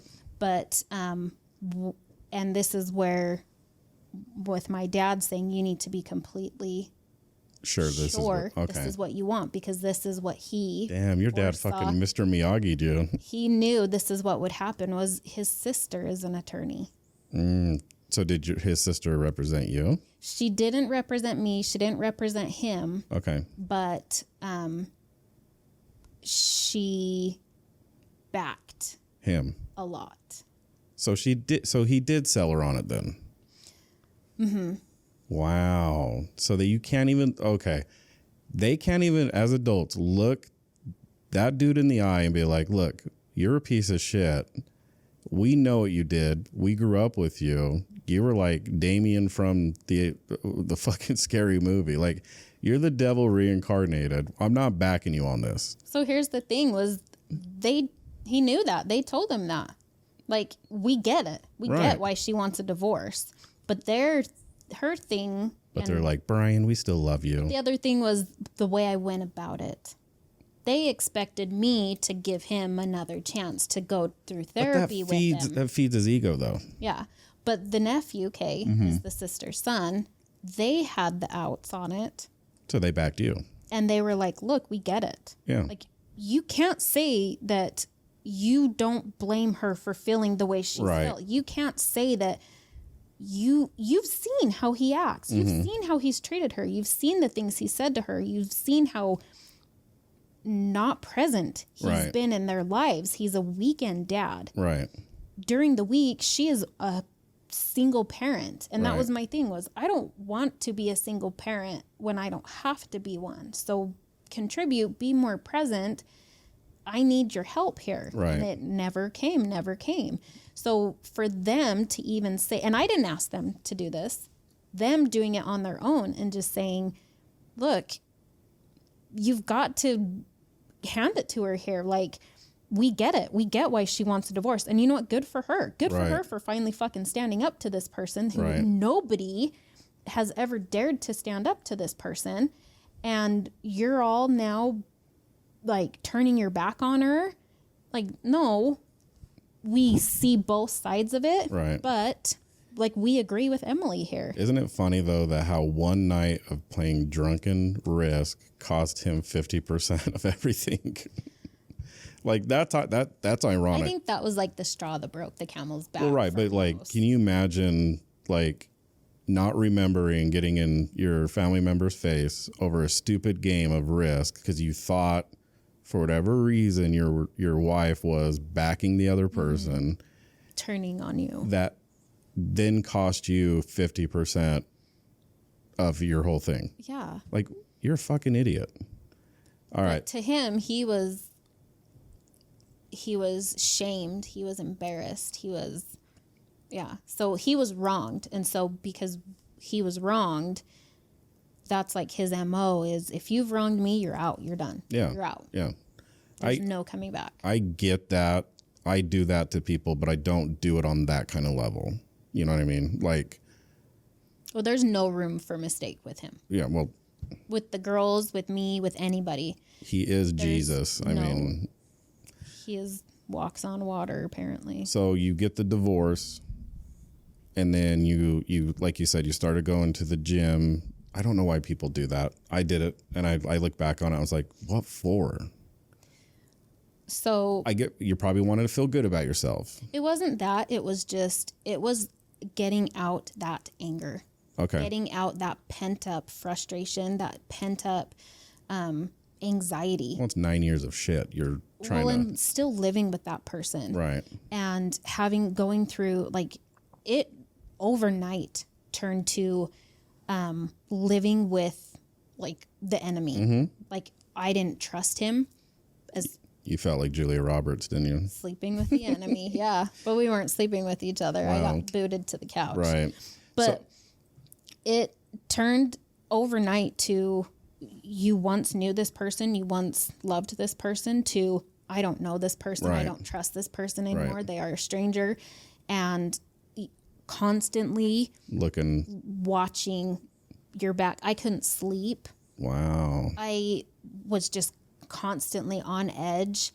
And I think more than going to the gym, that's what caused, like, I just plummeted. My weight plummeted.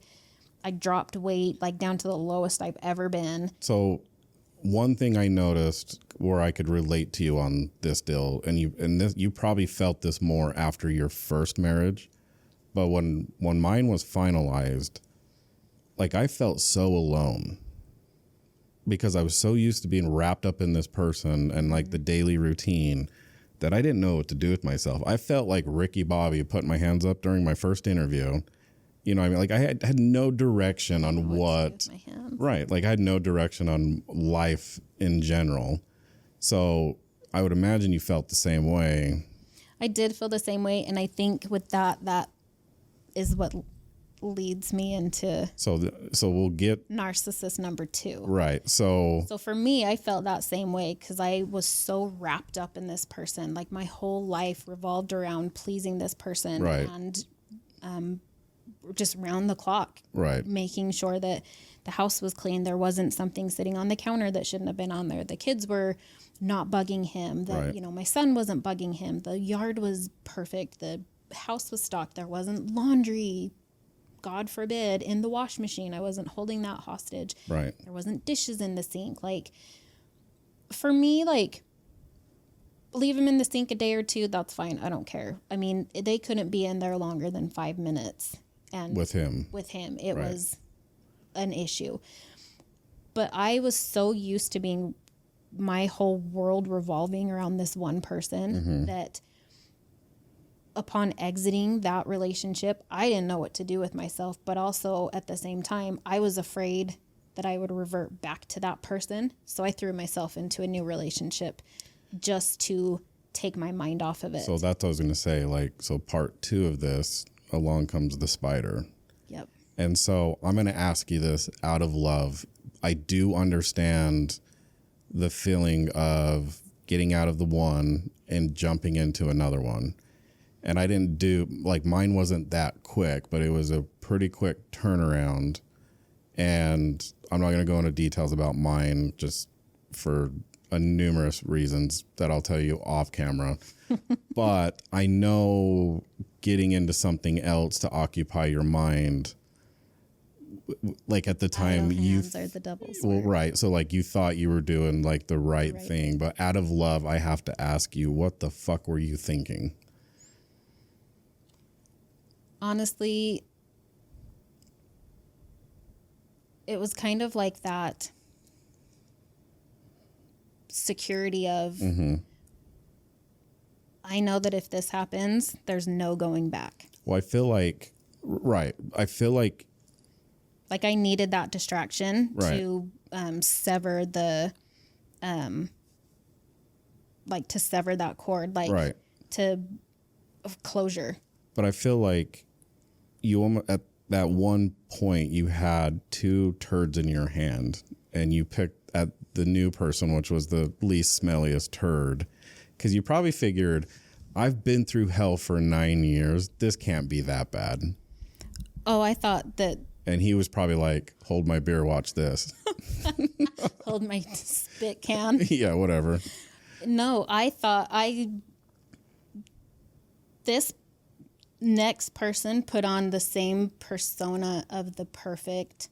But do you feel, based off what you went through from number one, as you're going through it with number two, that you were picking up on the same type of shit?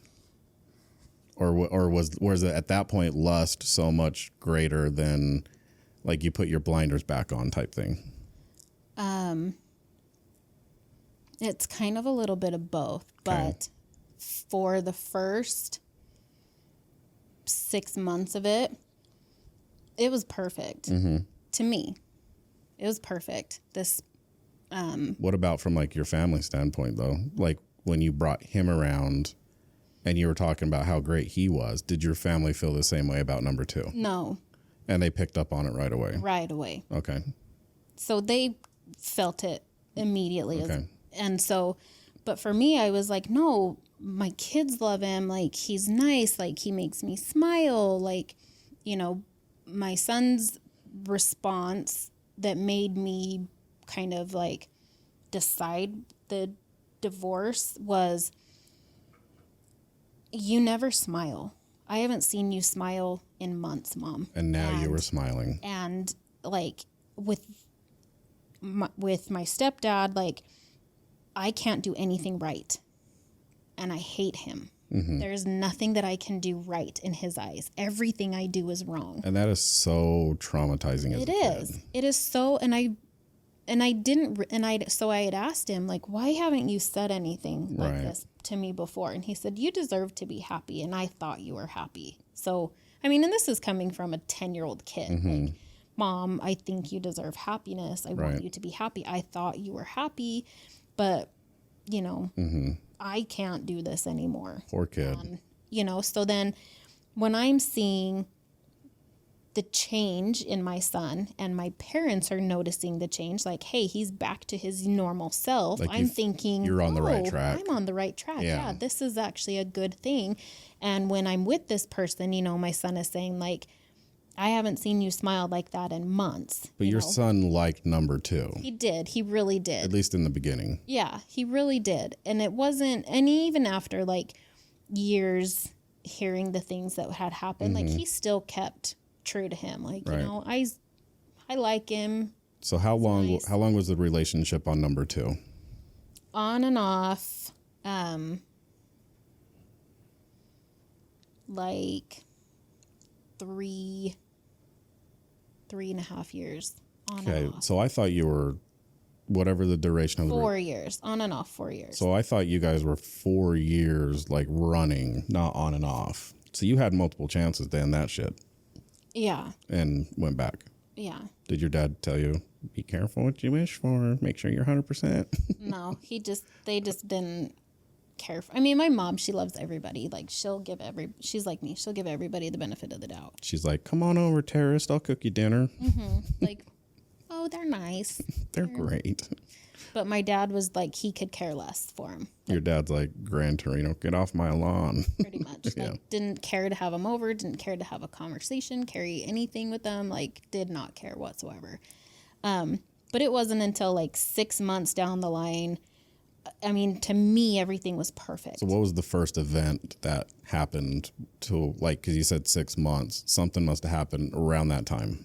I had this phone in my hand. We were ordering Chinese food, and texts. You got him cheating. Started coming through while I was holding it, and I was like, He wasn't. Snapchats started coming through. And So I'm going to be very vague on this. And I'm not going to name. Let's just say he works for a 3-letter agency. okay. Was that prior to him working for the 3-letter agency or after? He wasn't on yet. He was trying. So he was still at the manufacturing plant. No, he was Or did he get fired done already? from that. Yeah, He got fired. He Okay. was done from that before we were together. Okay. He was working for a company in Ogden Okay. before he got on. With Trying to get into the agency. Okay. So, So the first event 6 months in, yep. what happened? And I'd seen The these text, right? things come through. And so when I clicked on one of the messages and I'd seen the history going through, and I was just completely blindsided. Like, and I had no idea. Like, I would have never suspected that he was talking to, seeing other people. None of that. I had no suspicion whatsoever. I had completely put all of my trust into this person. was it labeled as the relationship? Yeah. And you living together?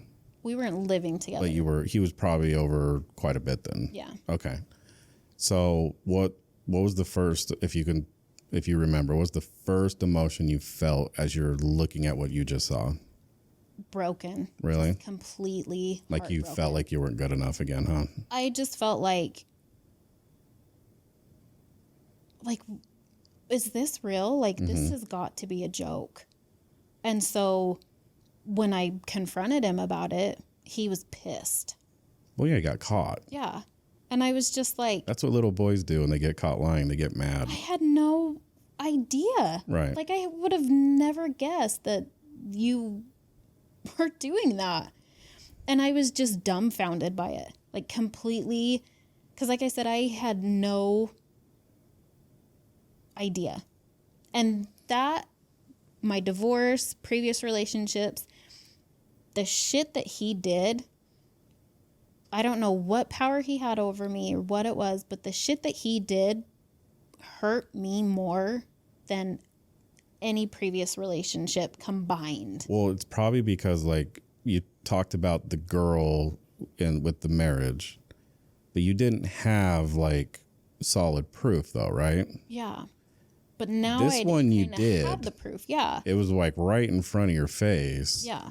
And I think, and this went on, so this was in 2019. Okay. Hold on. 2018. Yeah. So 2018. So did you try to end it right then and there? No, I should have. Okay. I should have. Why did you give him another chance? Because now I want to go more psychology on this, because you just lived 9 years through this shit. Now I'm going to start asking you questions about your mindset on giving chances and, like, what we were thinking. It's I know I should go, but I can't. Because But why though? it was that fear of missing out. It was that fear of, because I still loved this person. But he was indulging in someone else though. I know, but it was like I still loved this person so much that the thought of him loving someone else, the way he said he loved me or the way I loved him, was unbearable. Okay. So okay. That's like a movie. Like That's how how you it felt. felt is like a movie. That is literally how it felt. And just the thought of him, I can remember this vividly. The thought of him loving or liking someone else, like, it physically made me sick. It made my stomach just tighten up. Like, you know that feeling. Oh yeah. It made my stomach churn, and it made me physically sick. I had to get off of social media because it was too much of a temptation to look. Like I begged him all of that, like, get off of social media. And he was like, I'll be totally transparent with you. I'll give you my passwords. But as soon as he'd leave, he'd change his password. That's weird. I mean, that's another red flag though. Yeah, he'd give it to me. And then you would question him on it, right? And so I mean, there's What was ways the excuse, that you though? could, like, which ones? That he would change it? Yeah. Honestly, I don't even remember. I remember he had changed it. He'd given it to me. I knew what it was. It was his dad's birthday. Okay. And then when I went to put it in one time, I'm like, you changed your password again? He's like, oh, yeah. Why? Because he doesn't want you, because he wanted to go through, delete a bunch of shit that was like buried deep into the phone. Yeah. Thinking that you were going to, be Snoopy and go in and look, which at that point you have, I wouldn't say the right, but you have like that emotion, like you can't trust him. So show me. Yeah. So up until like the beginning of 2023, we had this on again, off again relationship. Still not living together though, right? He lived with me for a little less than a year, and it was the classic doormat. It was the stupidest thing I like the hit and run could have ever done. What'd you do? Just didn't charge him.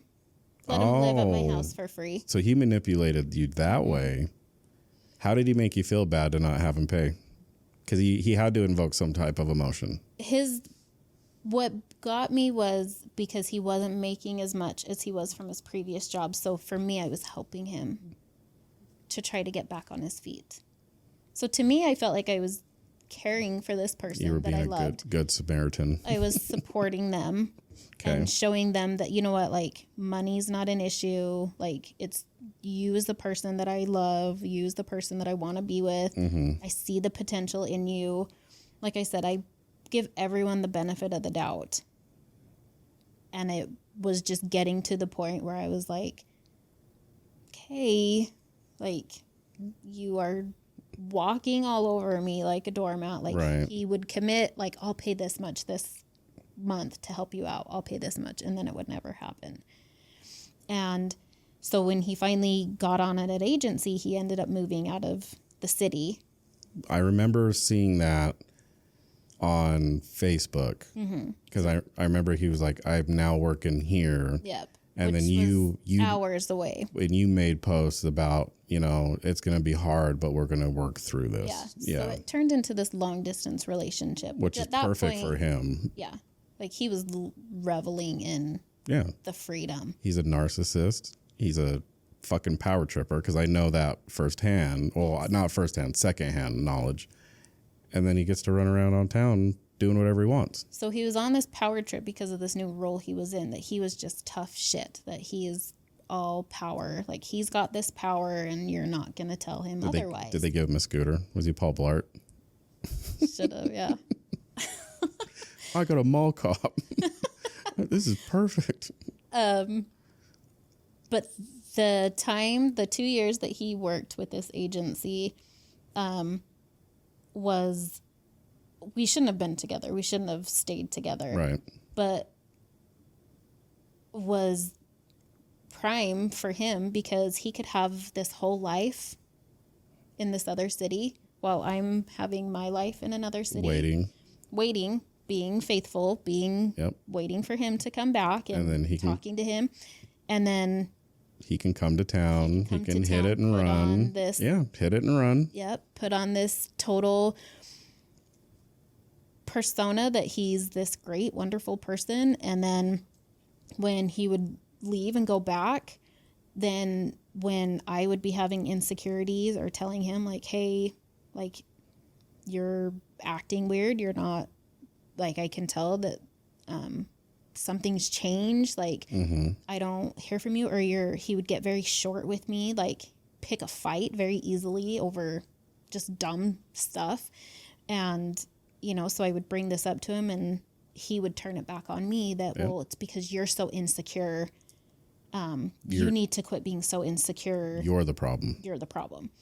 And so, fast forward 2 years, I find out that he had been having a secret relationship with another person at another agency. Local, though? Like local to us? Local to us.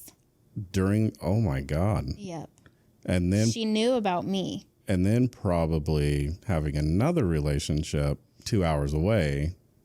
Probably. Guaranteed. Because it's like, it's not cheating if it's in a different zip code. Yeah. I couldn't prove anything there. Mm-hmm. I had people watching him that I had talked to. Do you ever do this? Like, I'm watching you. See you. No, but then after a while, I think that he told them, like, he turned it into, like, she's psycho. Mm-hmm. She's watching me. She doesn't trust me. She's a stalker. Yeah. So they, like, went to his aid of it or whatever. So when I had found out that he'd been having this secret relationship and I had confronted him about it, he lost his shit, punching shit, he got screaming at me, and he got caught. Fuck you, I'm done. I've been done with this relationship. I can finally be done with this relationship. Like, I've been wanting to end it for so long. Thank God, blah, blah, blah. And I was just like, here's the door, bye. But it's like, be a man and end it then. Yeah. Don't drag this on. So for me, I'm like, you can leave. I don't care. I'll move my car. You can leave and never come back, and I'm fine with that. But I just want to know why. Mm-hmm. What the fuck did I do to you? Like, I have done everything. You're like, I right. cooked, I cleaned, like, I didn't charge you rent, I licked your butthole. Like, what else more do you want? No, I did everything. And, like, that's all I wanted to know. Like, I just wanted to know why. Like, what did I do wrong? Mm-hmm. Like, what wasn't I doing enough of that, like, you had to do this to me? Right. And, like, he couldn't ever give an example. Like, he could never give me a reason why. And so so that was the one that just completely, that was it, broke my trust, not only from him, but probably future for a men while. in general. In general, yeah. Because I thought if he could hide that so well for so long, but not only that, but just how he would turn it on me all the time of, well, I did it because you're so insecure. I did it because I got so tired of you complaining about how insecure you were of your body. I've told you that I don't care what your body looks like and that I love your body the way it is, or I don't care about this, that, or the next thing. And so for once, somebody was basically giving him that boost, that confidence boost. But it was like, I always gave that to you. Like, I was always talking you up. Like, you were constantly complaining. Like, he was starting to do the 3-letter agency thing, and you're probably like, go get him, babe. Yeah. Like I support you. Absolutely. Like, if that means you have to live out there for years at a time, I'll support you. I'll drive out there every weekend. Like, I will support you. Like, I'll help you with your resume. I'll help you with this. I'm here supporting you 1,000%. The scary part about him, and again, secondhand knowledge, I maybe worked with him a few times and don't remember, but I have a mutual friend that works with me now who worked directly with him. And when he would lose his temper, like tantrum. Well, because he lost his temper and lost his job because of it. Yep. But can you imagine him having the power of the law in his hands and being that way? Like with people? There were many times, because, I mean, they have their body cam, you know. Yeah, if it's on. If it's on. And he would show me videos, and there would be many times that I would just say, You can't talk. say that. Right. You can't talk to people like that. And he's like, the fuck I can't. Like, it didn't matter to him. Like, he was authority. I would love. We were inferior, and he was superior. So I would love to be, like, pulled over by him. Just like, let's say the stars aligned. And then, like, he'd come up to the window and he'd say, do you know why I pulled you over? And I would say, well, I'm late to the cop's ball. And he would say, cops don't have balls. Get real awkward there for a second. Totally kidding. I'm all about law enforcement. There's always bad eggs everywhere, no matter what. But yeah, it, to me, like, as a citizen, scares the shit out of me that they allow someone with that kind of temper, that kind of, like, power hungry to control people, to give them the power to, like, that's how he fucking, like, hid all that and did that whole thing and then still got through is beyond me. it wasn't easy for him to get on. Well, he's probably half retarded too. I don't only say that because if you worked where we worked, I mean, it's a union job and it doesn't take a lot of brain power to do it. Yeah. You're half retarded. There's not a thinking that goes on with this, you know? Damn. Yeah, it's like, I don't like the logical side of my brain as you're telling me this story is like, girl, what are you doing? I know. And I think back on it and I'm just like. So I have a friend who probably makes some of the dumbest decisions when it comes to dating people. And it's only because there's an insecurity of, I don't know how to be alone. So like, if it's not like, if she's dating or in a relationship or living with someone, they break up and it's always like DEFCON 1. I get a phone call. She wants to talk about it. So I get to play the therapist on this. Yeah. And this has happened like 50 million times in a row to the point where like I can't even have a relationship with her anymore because I watch her do this over and over and over again. I'm like, I'm done. Like, I've given you the last piece of advice. If you are not smart enough to take it, I can't do this with you anymore. Yeah. But it's like the fear of being alone. And it's like so after this relationship, you were probably alone for a while, right? So for me, going back on that, for me, and what kept me going back, I should say, was that fear of not just being alone, was who's gonna want a 3 kids, 2 ex-husbands, late 30s woman with 3 kids, 2 baby daddies, twice divorced. Mm-hmm. Who's going to, aside from, you know, I own my home, my car's paid off, like you can't be bought. I've got my shit lined up for me. You can't be bought. I've worked my ass off. I don't need their money. I wasn't in the relationship for his money, clearly. Right. Because I paid for everything. Right. I wasn't in it for the limelight of, oh, he's a cop. Mm-hmm. No. I was in it because I saw something in this person that made me want to have a future with this person. And as the time went on, like, I got close to his family. I loved his family. I still love his family. Because you were close with his mom, right? Yeah. And I got close with his dad and his grandparents. And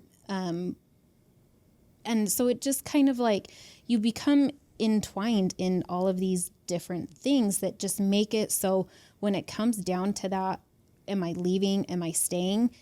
You just think, I can't go yet.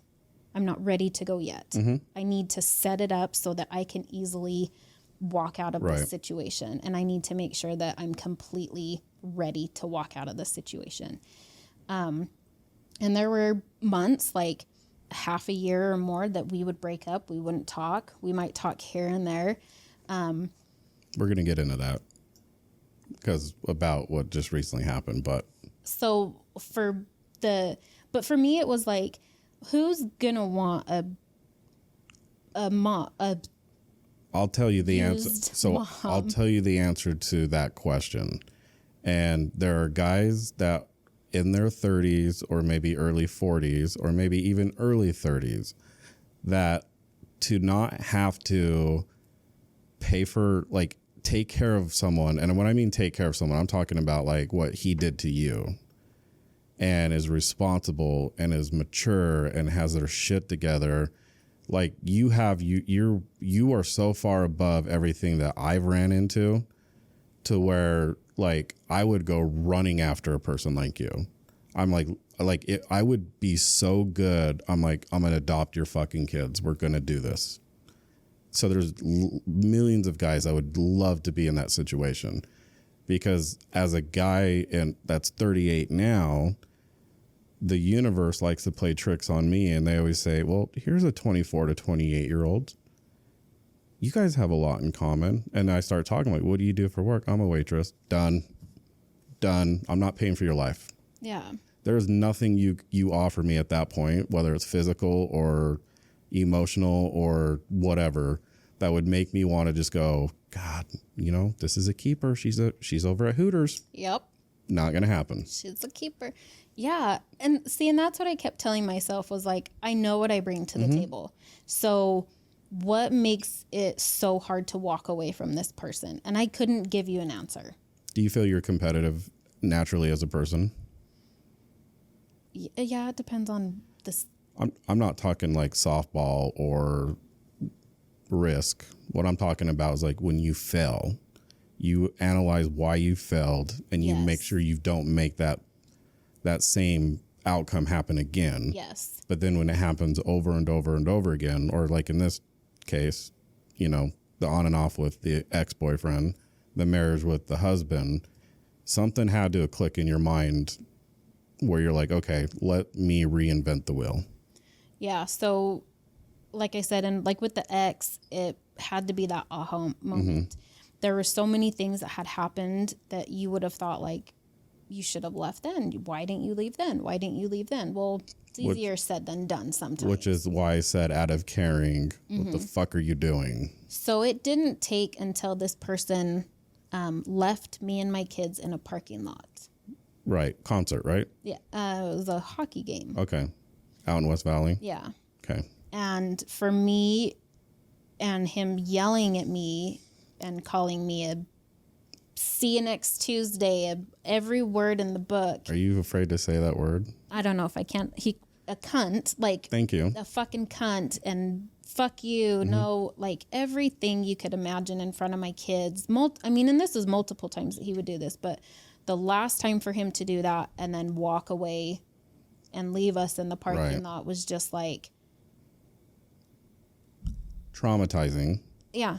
But then you also had to have your little epiphany moment where you're like, I'm better than this. Yeah. My kids deserve better than this. Yeah.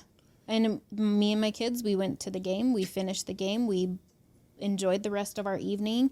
He tried to come back and say, like, meet me at the door. And I said, nope. I'm done. So.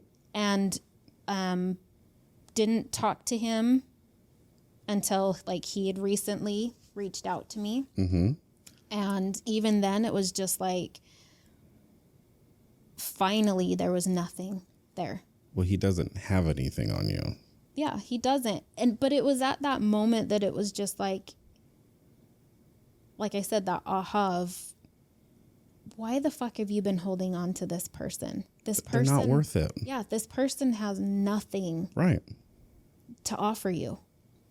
And for them to treat, and so it was just like everything just kind of kept playing in my head like all that night. And for the weeks that followed that was just like things that he just remembering fights that we would get into. And or me texting you and telling you to be careful. Yeah, storming out of my house, slamming my door, calling me a fucking cunt in front of my daughter. Right.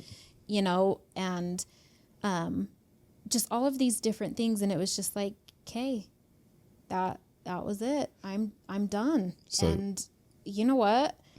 At this point, it kind of went through stages. Right. So it was like the shock, and then it went through the anger of like, if I saw him, I'd probably fucking shoot him, or I'd, and then you go through that lonely stage that we had talked about. And during that stage, that is the most scariest stage to be in, because you are so vulnerable. You doubt everything that you do. Yes. And it's the easiest time, and I know this personally, to turn to something like alcohol. Yes. Or lots of partying to drown out really what you need to be processing as a normal human being. Yeah.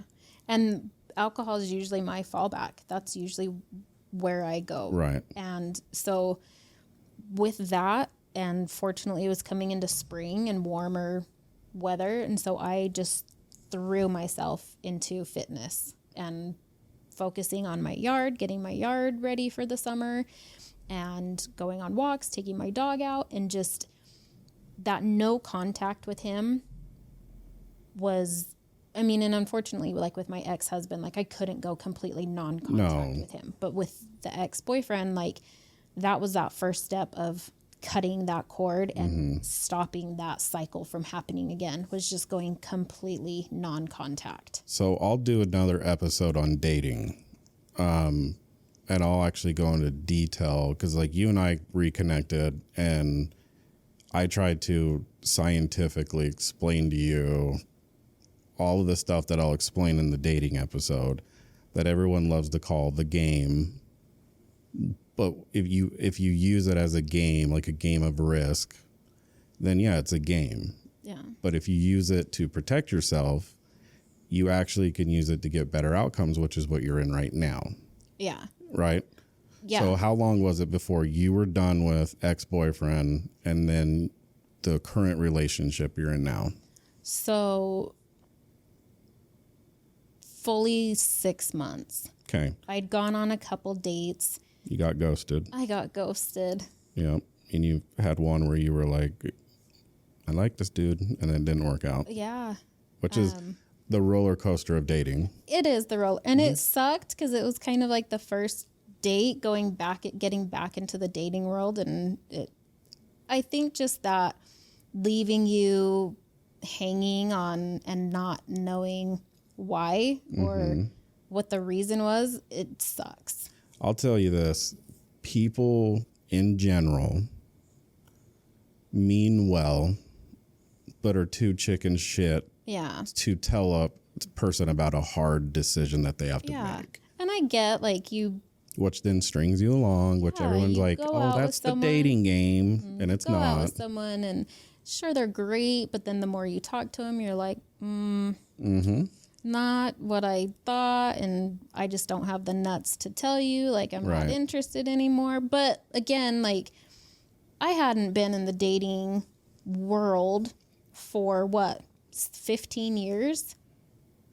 I mean, you don't even know what to do or what to expect. It's a completely different world from what it was when we were back in our Discover days and dating right out of high school. It is so different. Well, and so if you have to learn the expectations though too. That's as a woman, that is the key to everything.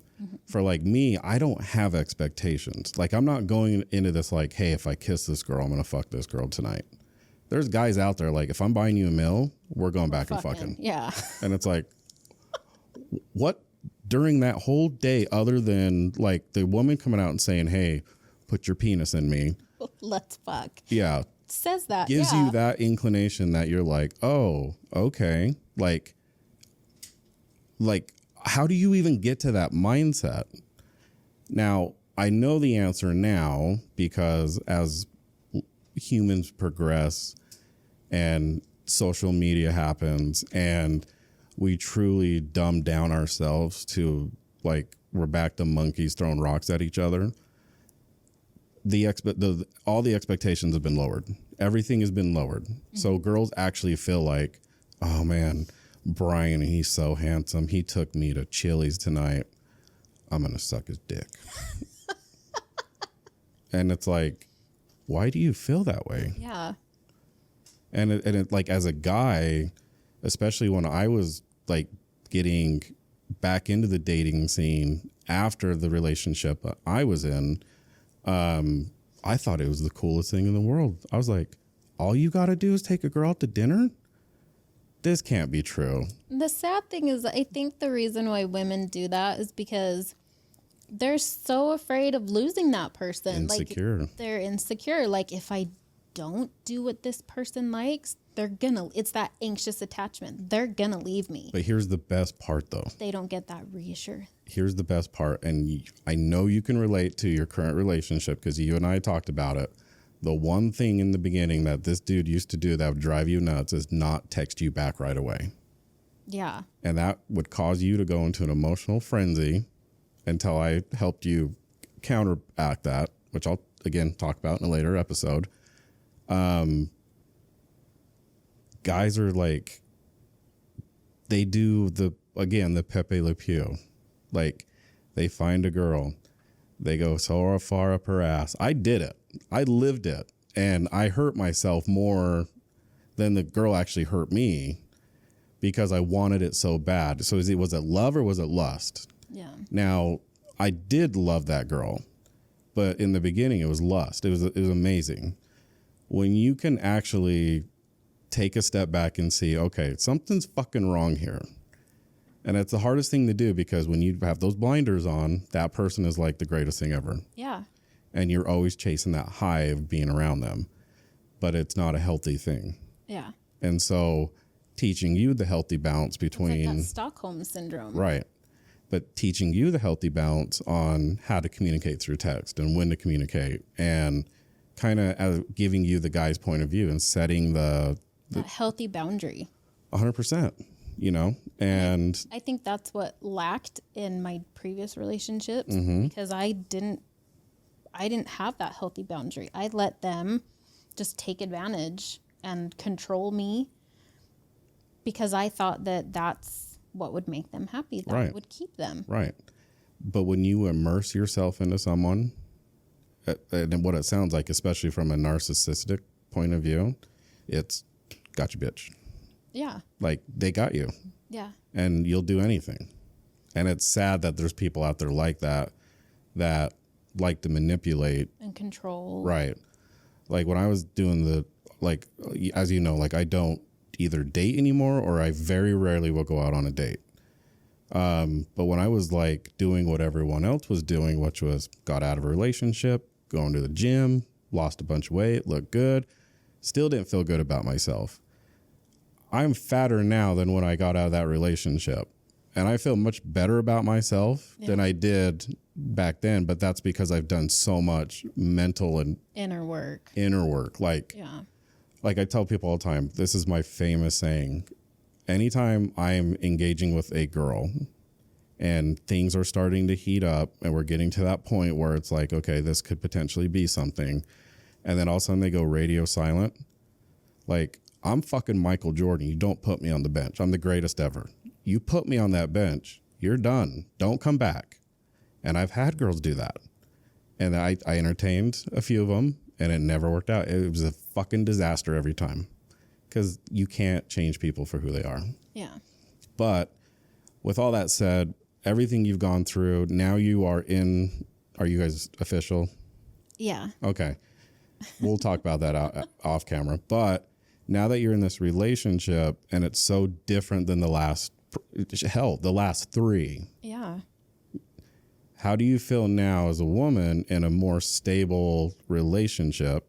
You're still navigating some shit. You always will. Yeah. But how do you feel now compared to then? Like, where are your emotions at? Like, because, you know, you talked about it, but I want to hear it from you. Like, it was so foreign. Because I was so used to being up here all the time. Just that anxious attachment of constantly needing that reassurance that we had talked about, of just needing that little bit of reassurance, going about it the wrong way, causing a fight about it. Right. That this person now, even though I don't have to have that reassurance, like they're there, I can trust that they're there, but I'm so used to going one way. Up and down, though. Up and down, just that constant. Not this. Yeah, that it's just been this constant, like, what do you call it? Like it's like you're moving so it's two people moving in the same direction now. Yeah, like it's... And still learning from each other, but not rushing into anything. Yeah. So, like I was explaining this today to my sister's friend of what has been a breath of fresh air with this healthy relationship is we can have a hard conversation and it doesn't turn into a fight. Right. It doesn't have to be a fight. And I value that so much more than a lot of other things in the relationship. Because if I know that I can go to this person and say like, hey, this bothered me, or hey, I have a problem with this, or I've noticed you've done this, can we do this?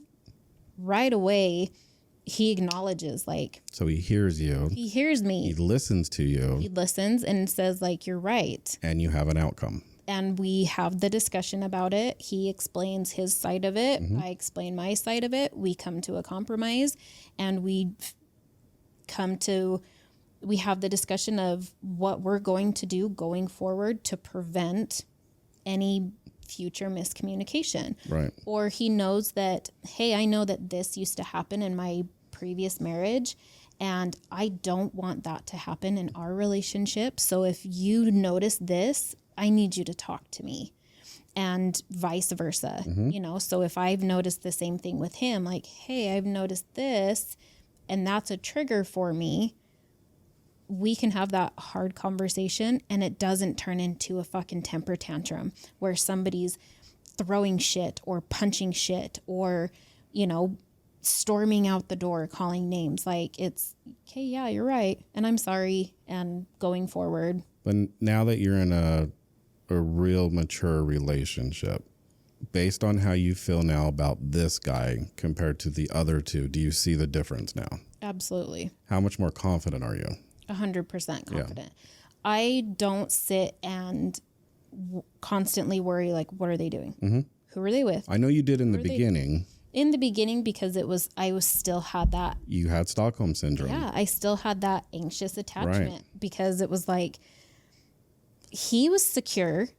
He felt that, you know, well, the one thing he did that I give him credit for, and maybe it's a byproduct of his job, but it sounded like when you and I first started talking again, and we were going through this and game planning the whole thing.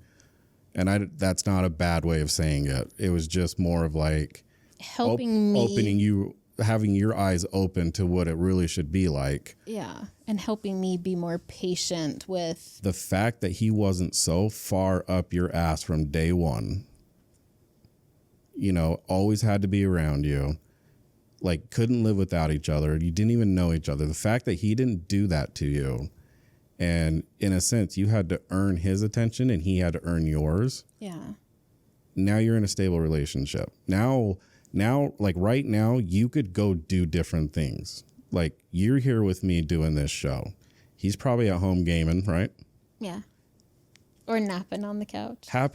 Two happy fucking people in this world doing the things that they like. And then tomorrow, or maybe tonight, you're going to call me like, I had the best time in my life on this podcast. Sean was so right. It's so therapeutical. It's the best thing ever.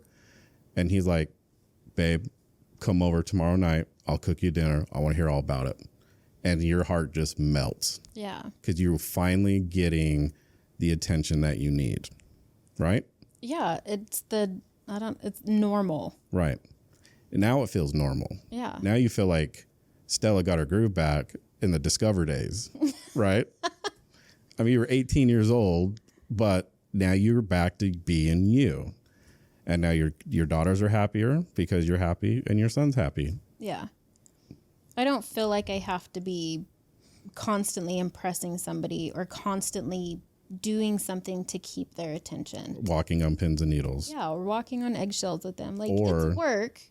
Feeling like you're not good enough because now you feel you are good enough. I've never felt that way once in the 5 months that we've started, from the time we started talking 5 months ago to today. Right. I've never once felt that I wasn't good enough for him. Right. I mean, there's been those moments where I'm like, hey, question it. I have a problem here, or like, hey, am I always going to be feeling this way? And would we have the constructive conversations, then it's like, oh, okay, no, I don't need to be feeling that way. But that's because you've been emotionally and mentally mind raped for 13 years now. Yeah. And now you're out of it. And now you're like, I can tell you're a happy person. And then if something goes wrong, you call me and we talk about it. And I point you in the direction you should go. Yeah. And I'm not always right, but I feel like I've given you enough good advice. Like, you know what to do now. Yeah. It's hard to break old habits. So going into something, seeing that you want it to work, because you see, like, I mean, the same with him. Like, he's got his shit together. Like, he's not a juvenile dipshit that can't even pay his bills, that has to, Yeah. You're not. It's an equal relationship. It is. It's equal. And he does his thing. I do my thing. And I'm supportive of him. He's supportive of me. And when we're together, it's great. When we're apart, it's great. But when you are apart and you come together, it's that much more special. Yeah, it is. Yep. And there's still trust that needs to be built between us, sure. But I think I value our relationship because we're not rushing into something. We've been forced to just kind of take it one day at a time, where I think nowadays people are so rushed into starting a relationship, moving in together away, having kids and getting married. But unfortunately, that's Utah's. I think it's like, I think there's a bigger delay in other states. Yeah. I think Utah's like on the fast track on that. Horribly. But you still see people make stupid decisions within the first 6 months to a year in a brand new relationship. Yeah. I mean, think of all the people who meet, are engaged within 3 months, married within 4 or 5 months. Like, right. I was having this conversation with my daughters because they'll ask me, like, why did you and dad get divorced? And it's like, well, I mean, think about it. You're putting two completely different people together under one household all of a sudden, and all of their differences. You should have said he has a small penis. He's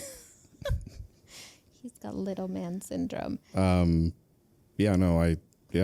mean, we'll wrap this up because this is a good chunk of content we've just created. The last thing I'm going to ask you is, based off of your own life experiences with two different people with the same disorder, what advice would you give, not just women, but men as well, on how to circumvent, what to look for, like, what would you do if you could go back in time?